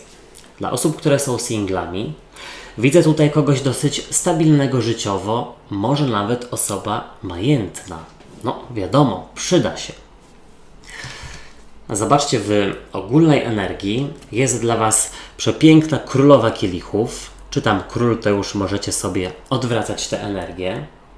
I królowa kielichów przedstawia osobę, która jest bardzo radosna, opiekuńcza, tryska energią, optymizmem, zaraża tym innych. Dosłownie jest to osoba zakochana, zwłaszcza dla singli, ewentualnie osoba, która świetnie się sprawdza w roli matki, ojca, partnera, partnerki, męża, żony. Tak bym powiedział. Bardzo pozytywny czas, dużo takiej ciepłej, pozytywnej energii. Przy okazji też król monet was stabilizuje, bo królowa kielichów może być troszeczkę taka, wiecie, niestabilna emocjonalnie, ale ten król monet jest bardzo stabilny emocjonalnie, więc gdzieś to się wyrównuje. Świetnie. Mi się wydaje, że naprawdę to będzie piękny czas. Zobaczcie, przychodzi do was karta świata. A karta świata też przedstawia taką zadowoloną, kolorową kobietę. Świat u jej stóp.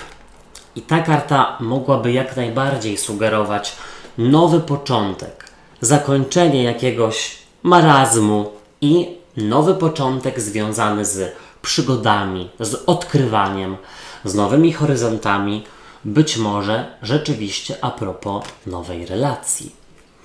Karta świata w ogóle też, słuchajcie, przedstawia podróże, być może nawet zagraniczne, więc albo ktoś was tutaj niespodziewanie zaprosi do jakiegoś wyjazdu, może osoba, na której wam zależy, a może, słuchajcie, zawodowo trafi się jakiś wyjazd służbowy, bo ten król monet mógłby przedstawiać też pracodawcę lub pracodawczynię. W każdym razie osoby, które podróżują zawodowo, w tym czasie będzie tego naprawdę dużo. Tak bym powiedział. Zobaczcie, co odchodzi do przeszłości, a jest to karta ósemki buław. I ósemka buław mogłaby tutaj przedstawiać taki, patrząc na całość kart, bo uwierzcie mi, że te wszystkie karty są bardzo takie spokojne i radosne, a tutaj ta ósemka buław kojarzy mi się z takim właśnie rozedrganiem, z szybkością, z prędkością, z podejmowaniem decyzji pod wpływem chwili, z takimi szczerymi, ale też troszeczkę wybuchowymi rozmowami. I co? Ta karta odchodzi do przeszłości, więc gdzieś wychodzi na to, że będzie wam łatwiej rozmawiać z bliskimi. Będzie wam przyjemniej rozmawiać z szefostwem. Jakieś wieści a propos wyjazdów, być może nawet zagranicznych, mogą rzeczywiście do was w tym czasie przyjść. Też czuję, że ktoś ma szansę poznać, tak jak już wcześniej powiedziałem, nową osobę, najprawdopodobniej gdzieś w internecie, bo ósemka buław mogłaby to sugerować. I teraz zobaczcie, wy przedstawiacie się jako karta pazia kielichów, a paź kielichów jest takim młodym osobnikiem, nawet jeśli nie wiekiem, to po prostu duchem. Jest to osoba pełna radości, pełna pogody ducha, ktoś, kto umie się ucieszyć, wyluzować i korzystać z życia. Oczywiście dla każdego korzystanie z życia jest czymś innym. Po prostu wybierzcie sobie to, co wy tam lubicie, ale zobaczcie, paź kielichów mógłby w ogóle pokazywać osobę, która jest zakochana, zauroczona, zupełnie nową relację, no naprawdę z jakąś fajną przyszłością. Jeśli rzeczywiście poznacie tutaj kogoś nowego w okresie wiosennym, sprawdzajcie też czytania miesięczne, bo tam jest dużo o miłości, no to mam wrażenie, że da Wam to dużo takiego optymizmu, radości, po prostu. No, tak bym zasugerował. Jaka jest dla Was rada? A rada to jest, zobaczcie, piękna karta Słońca, która pokazuje dziecko na polu słoneczników. I ta karta mogłaby sugerować dziecko, zwłaszcza jeśli chcecie się starać o powiększenie rodziny, bo zobaczcie, no tutaj król monet, królowa monet, przepraszam bardzo, królowa kielichów i paź kielichów, to jak najbardziej może być rodzina. Karta sugeruje, że tak, powiększać rodzinę, tak, starać się o ten związek, o te relacje. Karta Słońca w ogóle sugeruje, żeby się ucieszyć, uradować, że wszystko kwitnie, że jest słońce, że już zima odeszła do przeszłości, że już będzie coraz milej. No po prostu cieszcie się małymi rzeczami, dosłownie. Karta Słońca sugeruje, żeby komuś też wybaczyć. Wiecie czemu? Bo czego nie robić, czego unikać, to jest karta Asa Kielichów. A As Kielichów to jest początek nowej miłości. To jakby nie odrzucać kogoś, nie odrzucać nowej relacji, która mogłaby się pojawić w Waszym życiu. Nie odrzucać też pewnej osoby, która chciałaby się pogodzić i nawiązać ponownie kontakt. I wcale to nie musi być jakiś romansista bądź romansistka, czy tam eksiarz, czy bumerang, czy jakieś tam nie wiadomo, jakaś mumia. Tylko chodzi o to, żeby co? To może być ktoś z rodziny, więc dawać szansę osobom, które rzeczywiście chcą do Waszego życia wrócić i naprawdę czujecie, że się starają. Tutaj też jest taka rada, żeby nie odrzucać propozycji wyjazdu bądź zmiany, być może związanej z wyjazdem za granicę. Wszystkiego naj. Teraz koziorożce i koziorożyce. Ja Was witam na czytaniu na wiosnę i jaka będzie dla Was ogólna energia na ten czas.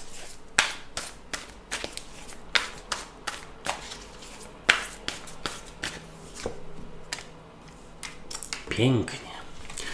Dużo nowych początków w tych wszystkich czytaniach. Co do Was przychodzi, co się pojawia?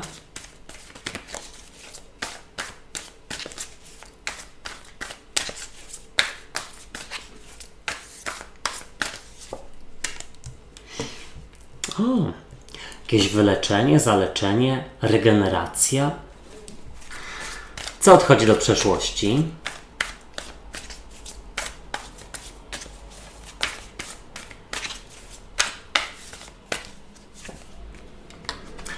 O, pięknie. Nostalgia, smutek. Też słuchajcie, tkwienie jedną nogą, czy tam ręką, czy czymś innym w przeszłości. Jak Wy się przedstawiacie, koziorożcy i koziorożyce?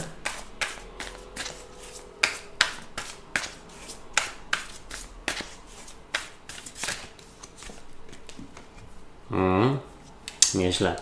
W ogóle mam wrażenie, że ktoś z Was rozpoczyna nową drogę, jak nie zawodową, to edukacyjną. Taką nawet edukacyjną w sensie, że wymyślicie sobie jakieś hobby i po prostu rozwijacie się w tym kierunku, czytając książki, gazety naukowe, czy tam jakieś tam w internetach rzeczy. Nie wiem, czy ktoś jeszcze czyta gazety. Rada dla Was, w sensie takie papierowe.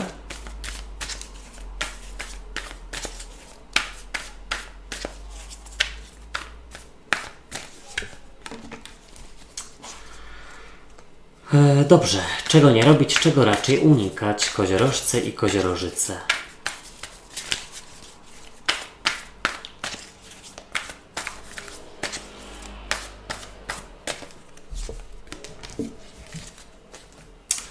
Niezłe czytanie, słuchajcie. Niezłe czytanie, które sugeruje, że mogą nowe etapy się pojawić związane z...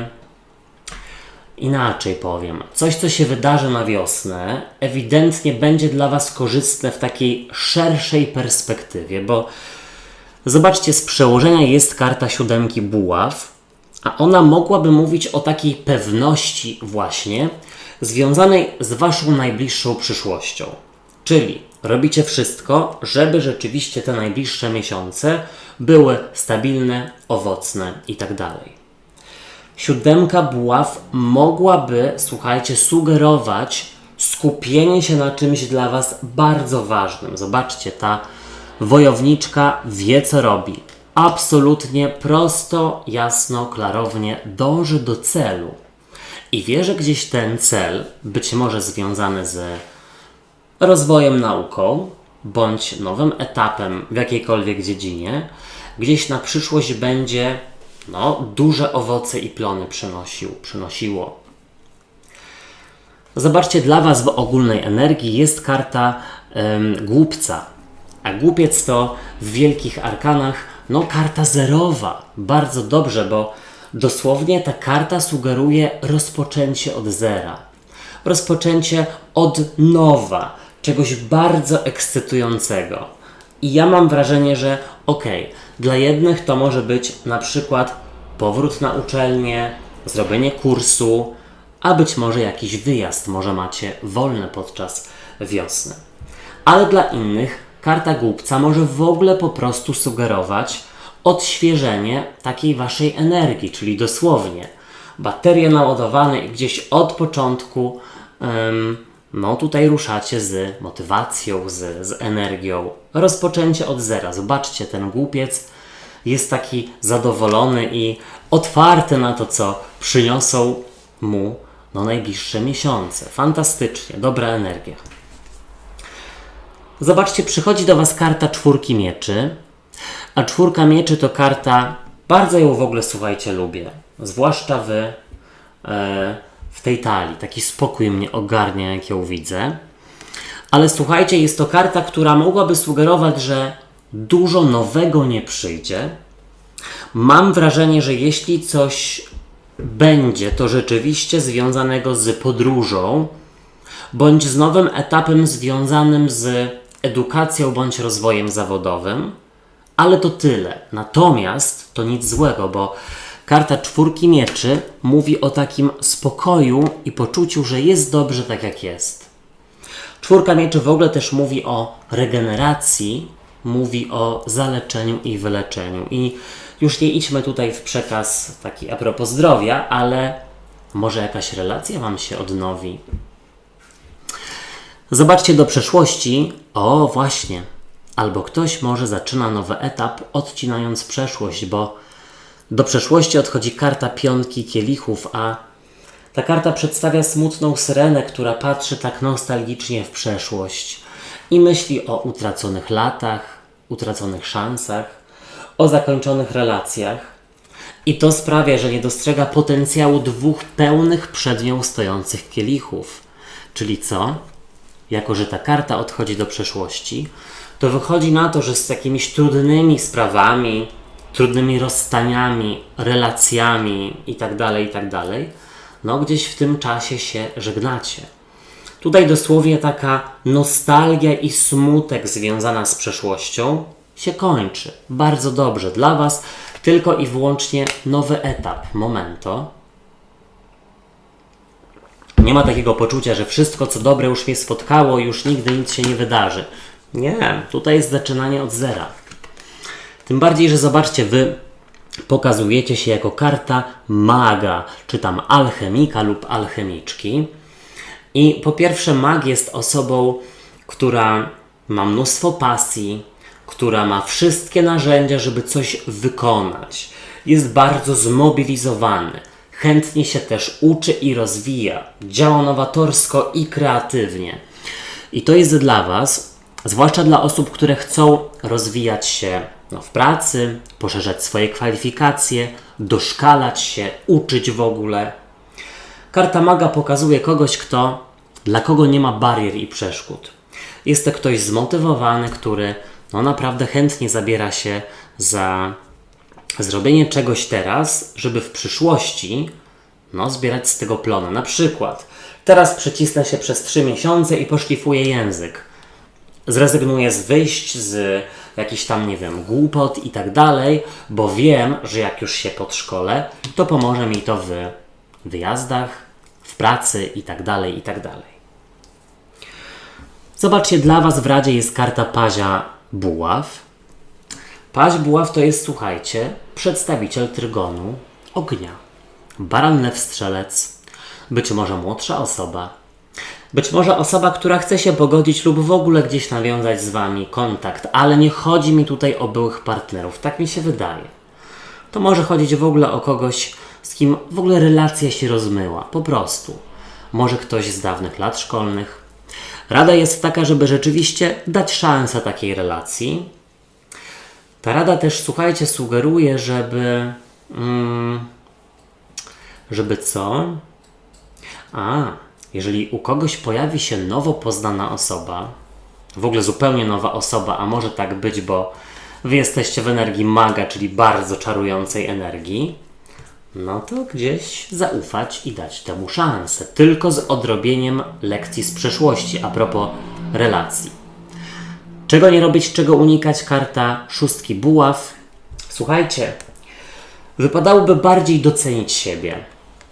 Spojrzeć sobie w przeszłość i pomyśleć sobie, że no okej, jasne, były różne złe decyzje, były złe wydarzenia, ale one doprowadziły mnie do tego, że jestem dzisiaj mądrzejszy, mądrzejsza, wiem czego chcę, a czego nie chcę. Docenić po prostu siebie, nagrodzić, nie tylko jakoś tam krytykować i od siebie wymagać, tak bym powiedział. Wszystkiego naj. Teraz wodniki i wodniczki. Ja Was witam na czytaniu na wiosnę i sprawdźmy, jaka będzie dla Was ogólna energia na ten czas.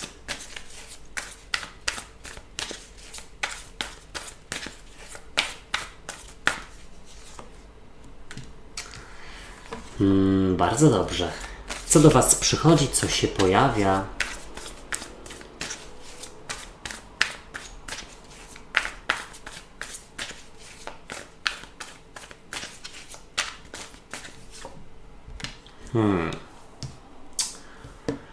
A to jest sprzecznością. No oczywiście, musi być sprzeczność, prawda? Co odchodzi do przeszłości?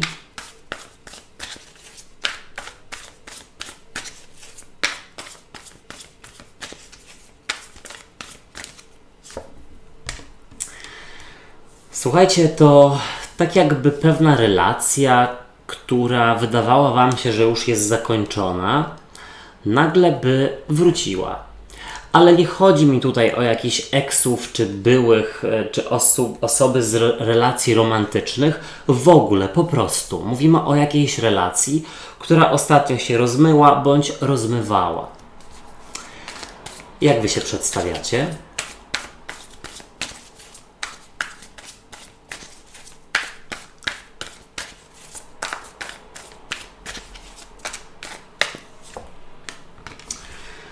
Oj, wodniki, słuchajcie, dziwny przekaz, bardzo dziwny, jak na razie najdziwniejszy ze wszystkich znaków. Jaka będzie dla Was rada?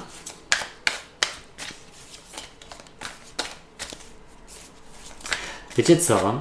Ja też tutaj taką widzę sytuację, w której... Momento. Wodniki obawiają się zapytać o coś, co jest dla nich ważne. I przez to, przez taką niechęć do przekraczania strefy komfortu, na przykład, albo czyichś barier lub granic, zostają w takiej sytuacji troszeczkę ograniczającej, może lekko toksycznej. To nie dla wszystkich, pamiętajcie. Czego nie robić, czego unikać.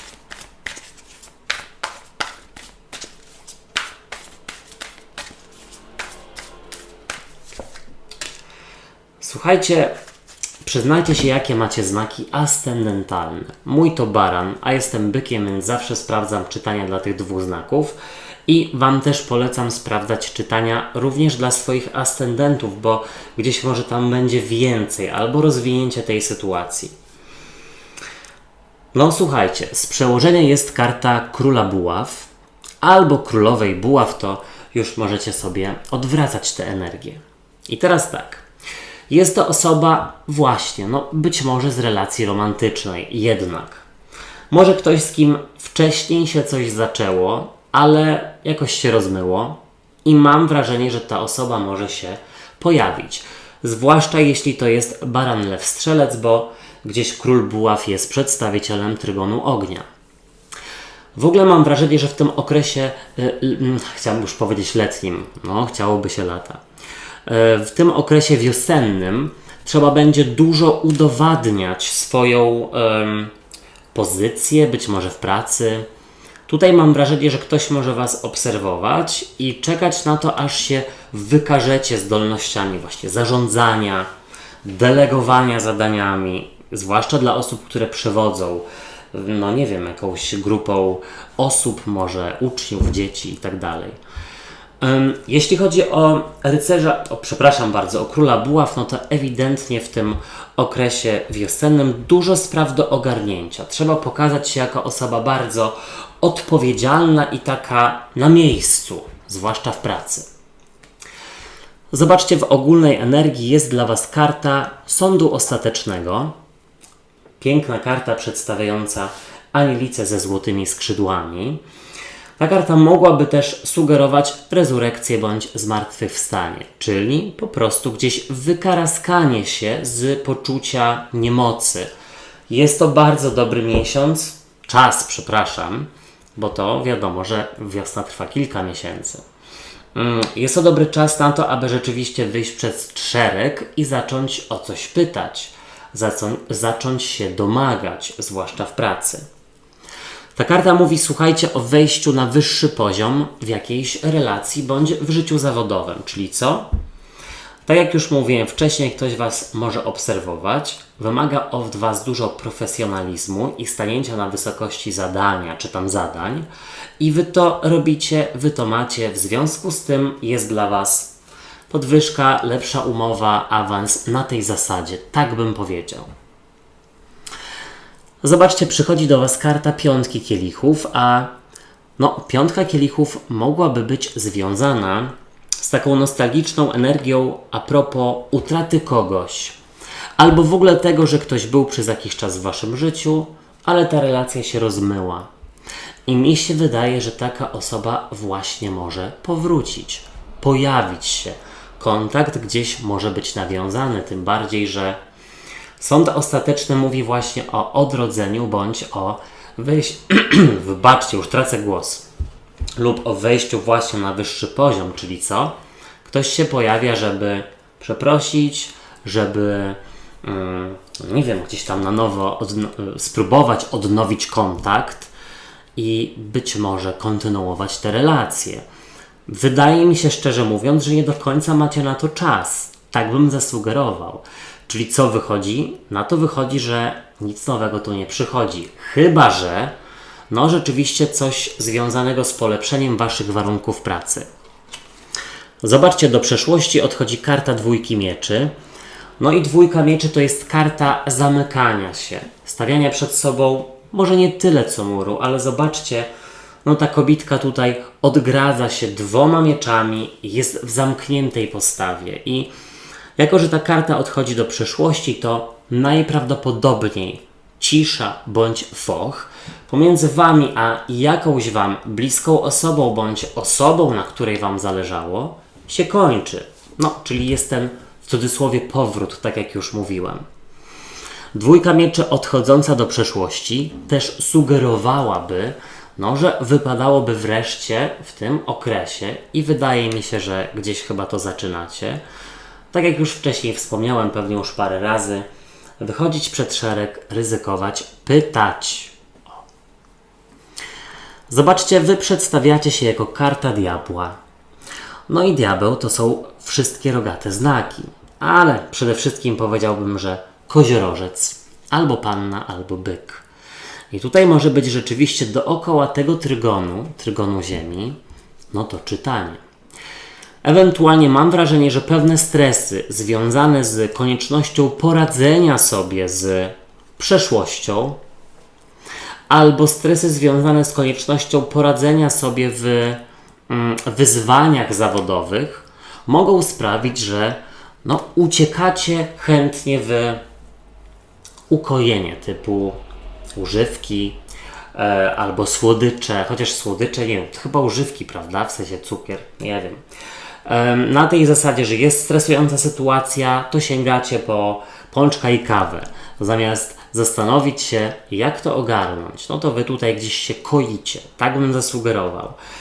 Powiedziałbym, że sami albo same też możecie się zapędzać w kozi róg, chyba tak się mówi, jeśli chodzi o osoby, które chcą z wami nawiązać kontakt, albo jeśli chodzi o sytuację zawodową, w której da się ugrać więcej, tylko po prostu obawiacie się kogoś przyjmować, obawiacie się porozmawiać o swoich wymaganiach na przykład. Zobaczcie, w Radzie jest karta Asa Kielichów. Wybaczcie, As Kielichów to nie tylko początek nowej miłości, no nie, ale jest to też w ogóle karta związana z nowym początkiem, przede wszystkim związana z pogodzeniem się, podarowaniem komuś czegoś trudnego z przeszłości, przymknięciem oka na to, co się kiedyś wydarzyło. Oczywiście nie chodzi o to, żeby gdzieś tutaj dać sobie wchodzić na głowę, no ale żeby gdzieś wybaczyć komuś i nakreślić jakieś zasady. Co zrobić, żeby nie było tak, jak działo się do tej pory. Żeby gdzieś ta relacja miała szansę się przekształcić. Rada w Asie Kielichów jest taka, żeby rzeczywiście po pierwsze dać komuś szansę pogodzić się, spróbować, a druga rzecz jest taka, żeby popracować nad swoimi emocjami, być może w ogóle nad wyrażaniem ich, nad wyrażaniem siebie. Czego nie robić, czego unikać? Jest to karta 10 mieczy. A 10 mieczy to jest dosłownie rezygnacja i poddanie się w jakiejś relacji, na przykład, albo w swoim rozwoju, w tym przypadku zawodowym. Czyli tak, 10 mieczy mogłaby sugerować, żeby nie przekreślać tak szybko swoich szans u kogoś, albo czyich szans u was. Czy dobrze powiedziałem? Mam nadzieję, że tak. Jeszcze jedna rzecz. Wodniki, nie unikać odpoczynku. Jakkolwiek by to zabrzmiało, wydaje mi się, że potrzebujecie zmiany otoczenia na wiosnę, przynajmniej na parę dni. Wszystkiego naj. Teraz ryby, ja was witam na czytaniu na wiosnę i sprawdźmy, jaka będzie dla was ogólna energia na ten czas.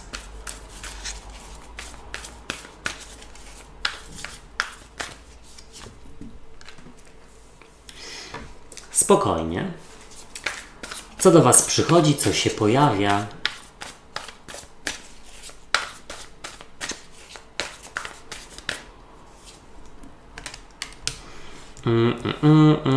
Rozwiązanie jakichś spraw, zwłaszcza sądowych, jest blisko. O, tak powiem. Co odchodzi do przeszłości?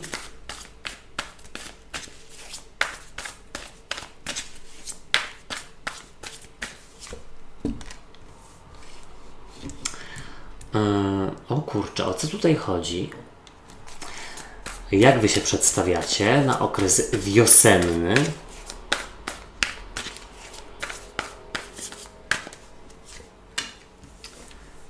Dziwna energia, podobnie jak u wodników. Rada dla was.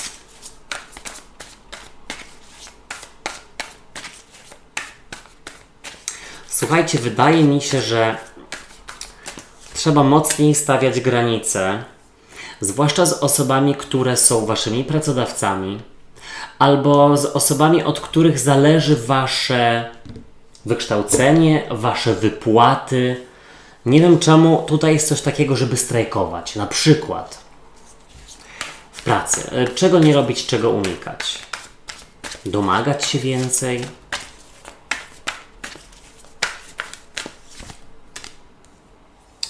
No słuchajcie, ciekawy jestem, z iloma osobami będzie rezonowało to czytanie. W razie czego sprawdzajcie czytanie dla swoich znaków ascendentalnych. I teraz tak, jeśli wasz ascendent to na przykład też ryby, to sprawdźcie, którego znaku jesteście bliżej, w sensie datą, czy poprzedniego wodnika, czy następnego barana. No i sprawdzajcie wówczas też ten bliższy. Zobaczcie, z przełożenia jest dla Was karta diabła. A diabeł mógłby przedstawiać toksyczną sytuację, bądź sytuację, która Wam się wydaje bez wyjścia. Trudno jest z niej się wykaraskać.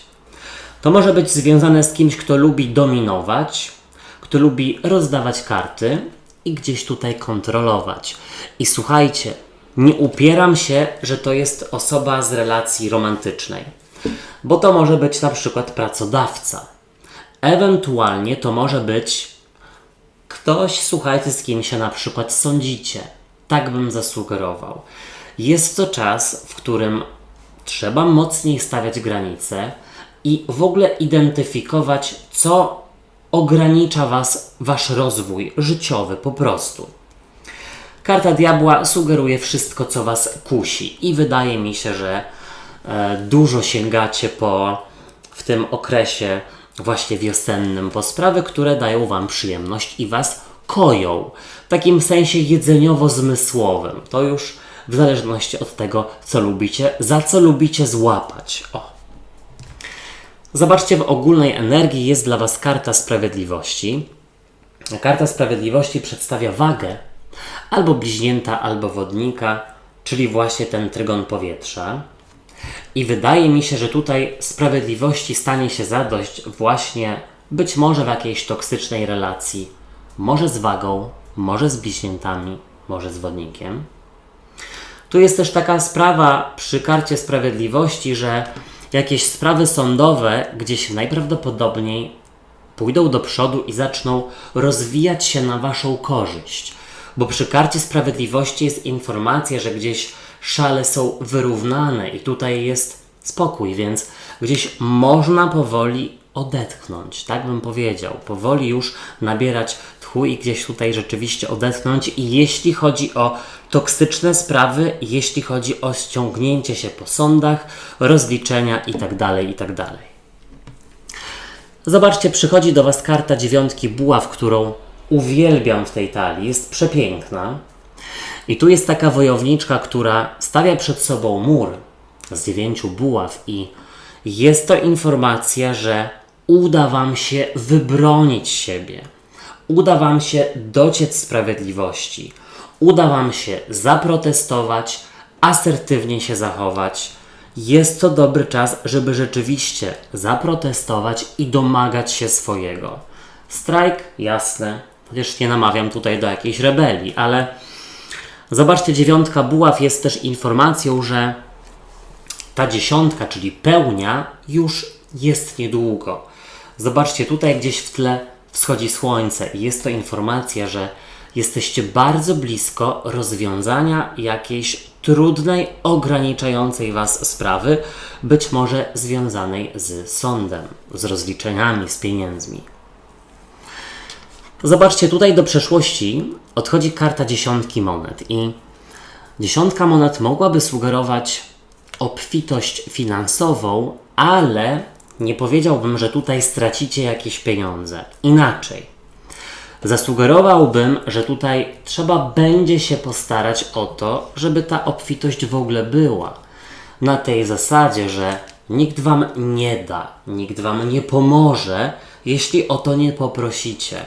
Jeśli chodzi o sprawy sądowe, też powiedziałbym, że wypadałoby poprosić o radę starszyznę, osoby, które są wykształcone w jakimś konkretnym kierunku, ewentualnie w ogóle gdzieś poszukać wsparcia na zewnątrz.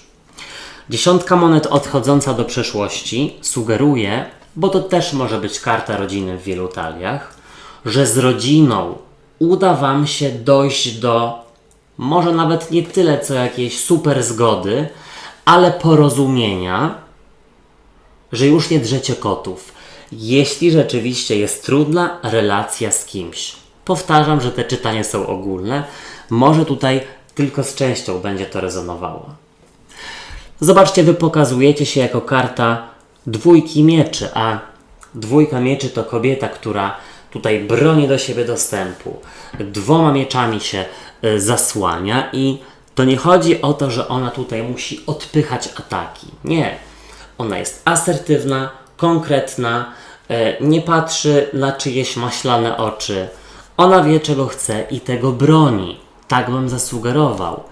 Mi się w ogóle wydaje, że świetny czas, znowu to podkreślę, na to, żeby postarać się o lepsze traktowanie w pracy, o sprawy sądowe, o przyspieszenie ich, o na przykład postawienie granic w relacji, która jest toksyczna.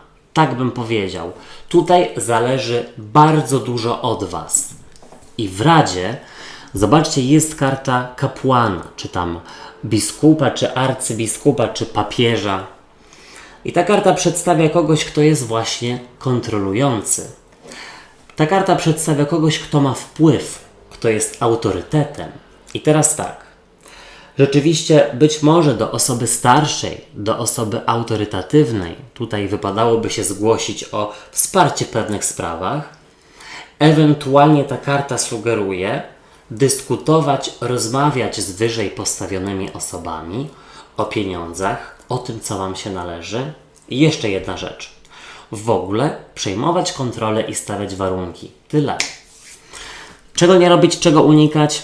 Jest to, zobaczcie, karta 9 monet. A 9 monet to może być troszeczkę, słuchajcie, Zosia Samosia. Czyli co? Osoba, która chce robić wszystko sama. Osoba, która na przykład myśli, że jest dobrze jak jest, mam dużo obowiązków, mało pieniędzy, no ale no co ja się będę odzywać? Czegoś takiego nie robić. Inna rzecz jest w ogóle też taka, żeby nie zapominać o swoim komforcie i o swoim życiu, bo no gdzieś ma Wam być przede wszystkim dobrze, a nie to, że dogadzacie innym i zapominacie o swoich potrzebach. Wszystkiego naj. Moi drodzy i moje drogie, ja Wam życzę fantastycznej wiosny. Zapraszam Was na czytania na kwiecień, które już są na moim kanale. Tutaj je gdzieś podlinkuję, ale w opisie pod filmem i w komentarzu z czasówką również je znajdziecie. Zrobiłem czytanie dla wszystkich znaków oddzielnie, te miesięczne. Jest czytanie ogólne, na miłość i uczucia dla singli i związkowców oraz czytanie na pracę i finanse. Subskrybujcie kanał i zostawiajcie po sobie ślad w postaci komentarzy oraz kciuków w górę, bo to pomoże mi w rozwoju go, a wówczas będzie więcej czytań. Trzymajcie się, do usłyszenia i do zobaczenia. Hej, cześć i papa.